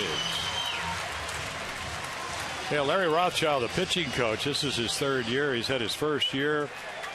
Mariano shows up about a week late because of family problems. Throws on the sideline. He said, "I'm ready to pitch." And Larry said, "Oh, I think we should take our time." He said, "No, I'm ready." He said, "Well, maybe you face a hitter." So he faces a hitter. He throws 22 pitches, 19 hit the glove. He said, "Well, now what do you think?" He said, "I think I'm ready." So he goes out, he pitches an inning, throws 10 pitches, strike out to side. And Larry goes, "Whatever Mariano wants to do, Mariano can do it." And Hardy ground ball towards the hole. Rivera's got to get over there to cover. He'll take it. Overbay got it to him, and Hardy is out for the first out in the bottom of the 9th inning. Now Nick Markakis will be coming to the plate. So Markakis, as we mentioned earlier, he and his wife Christina, a baby boy born today, Toby. And Markakis didn't get to the ballpark till very late, about game time. And will make the appearance as a pinch hitter with 1 down, nobody on here in the 9th inning. Yeah, with Job, when you're down by 2, you just need base runners. Get 1, tying run comes to the plate. McLeod on deck. He is 7 for 20 against Rivera. Pretty nice little numbers there.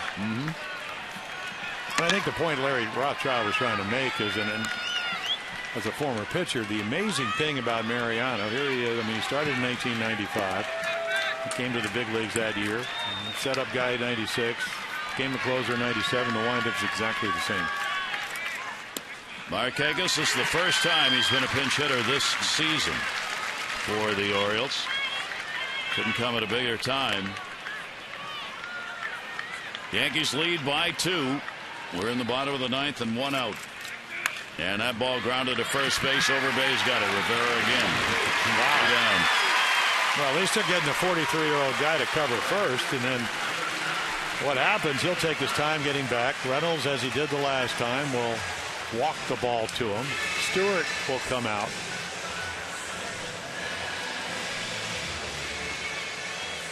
David Robertson is the pitcher of record for the Yankees. Tommy Hunter is for the Orioles.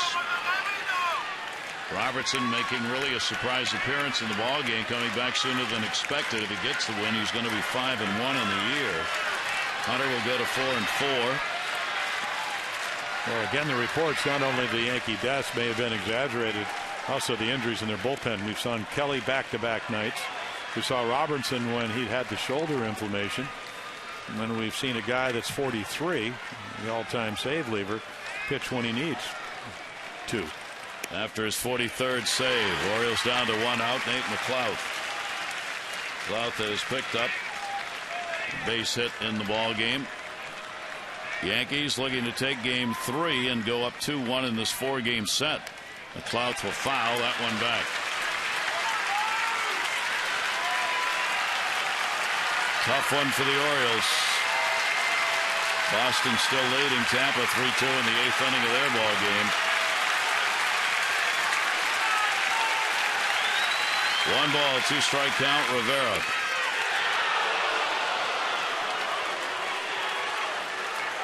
And last night we saw him turn one over to a lefty. I don't know if he'll do that now because he hasn't thrown that pitch. It's a little two-seamer. Strike throwing machine. 2-2 delivery on the way. Fouled off. Rivera's trying to tie the Orioles' Jim Johnson for the lead in saves at 43. If he can retire the side here. Craig Kimbrell of Atlanta is the major league leader with 46 saves. 2 balls, 2 strikes, and 2 down. Rivera. McLouth puts it in the air to center. Going back, Gardner. Going back, can't get it. That'll roll all the way to the 410 mark into second base. Nate McLouth delivers a double, keeps it alive, and gets the potential tying run to the plate in the 9th. Well, here's the cutter, and just stays on it. Nate McLouth, a little guy, hits it over another little guy's head.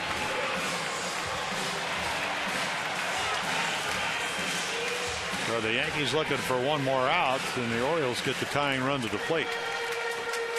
Brian Roberts will stand in, the leadoff batter. Roberts has had 2 singles, a 2-for-4 ball game.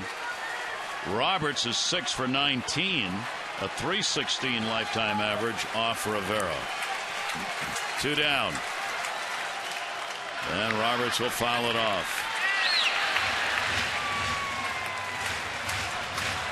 Big ball games with tons of meaning and pressurized throughout.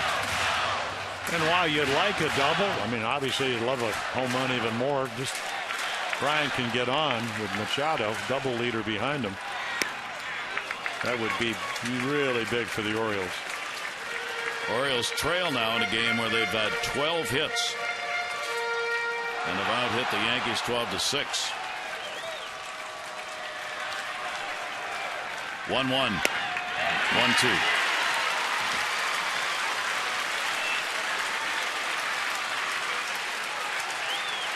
There's not a lot of procrastinating for Mariano Rivera. He's ready to go when you're ready to go when you step in the box. 1-2 delivery to Roberts. He'll whip it foul.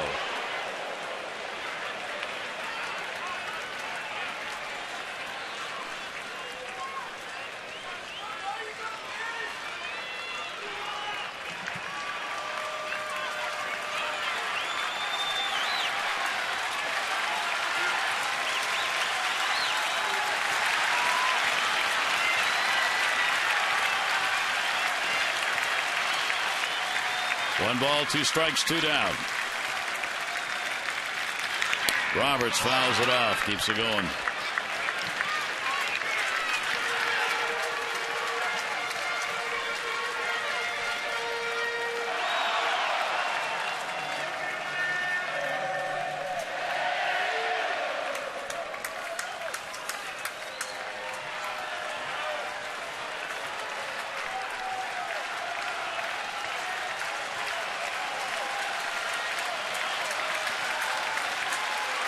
1-2 again to Brian Roberts, and down the line, left field.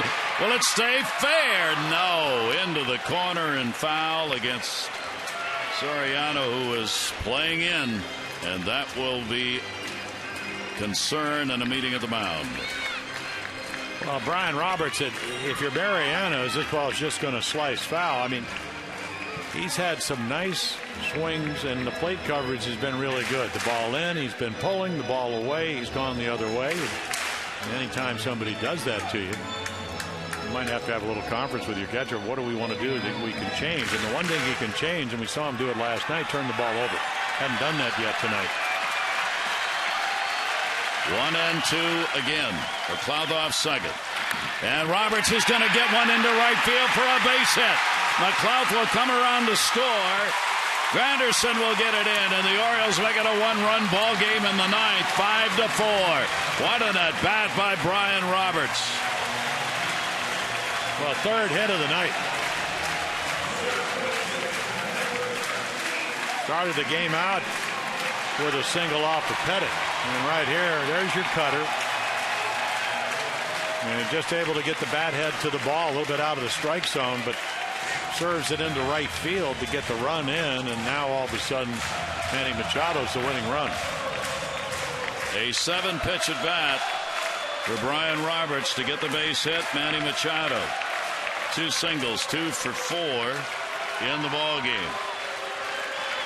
2 down still. And Machado in the big cut, trying to win it on one swing with that one. 1 strike on him.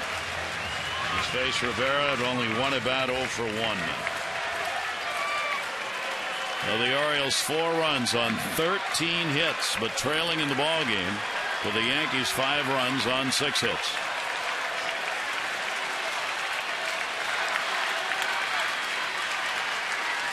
Rivera will look over, and Roberts to the bag.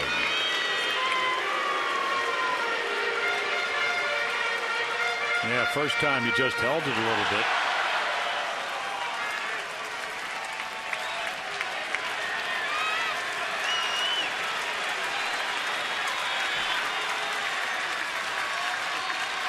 One strike delivery. Strike 2.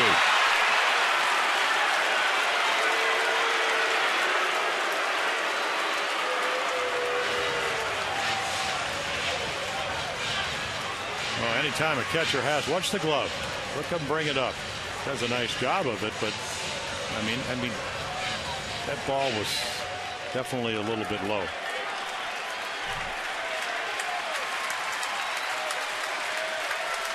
Two strike count, 2 away. Roberts off first. Machado goes down swinging, and Rivera wraps it up. The Orioles here in the 9th inning with a run on 2 hits. They leave 1 on, and the Yankees come away with a 5-4 win to take a 2-1 edge. Robinson 5-1 the winner. Hunter the loser 4-4. Rivera's 43rd save. 1 more left. Series will be wrapped up tomorrow. Wei-Yin Chen will take the mound against David Huff. High coverage on Masson HD at 6:30 with O's Extra presented by Geico, followed by our game at 7. This has been a Masson presentation. Jim and Rick, O's Extra presented by PNC coming up. They'll take a look at what this means in light of other games being played in the American League. For Jim Palmer and all of our crew, I'm Gary Thorne. Adieu.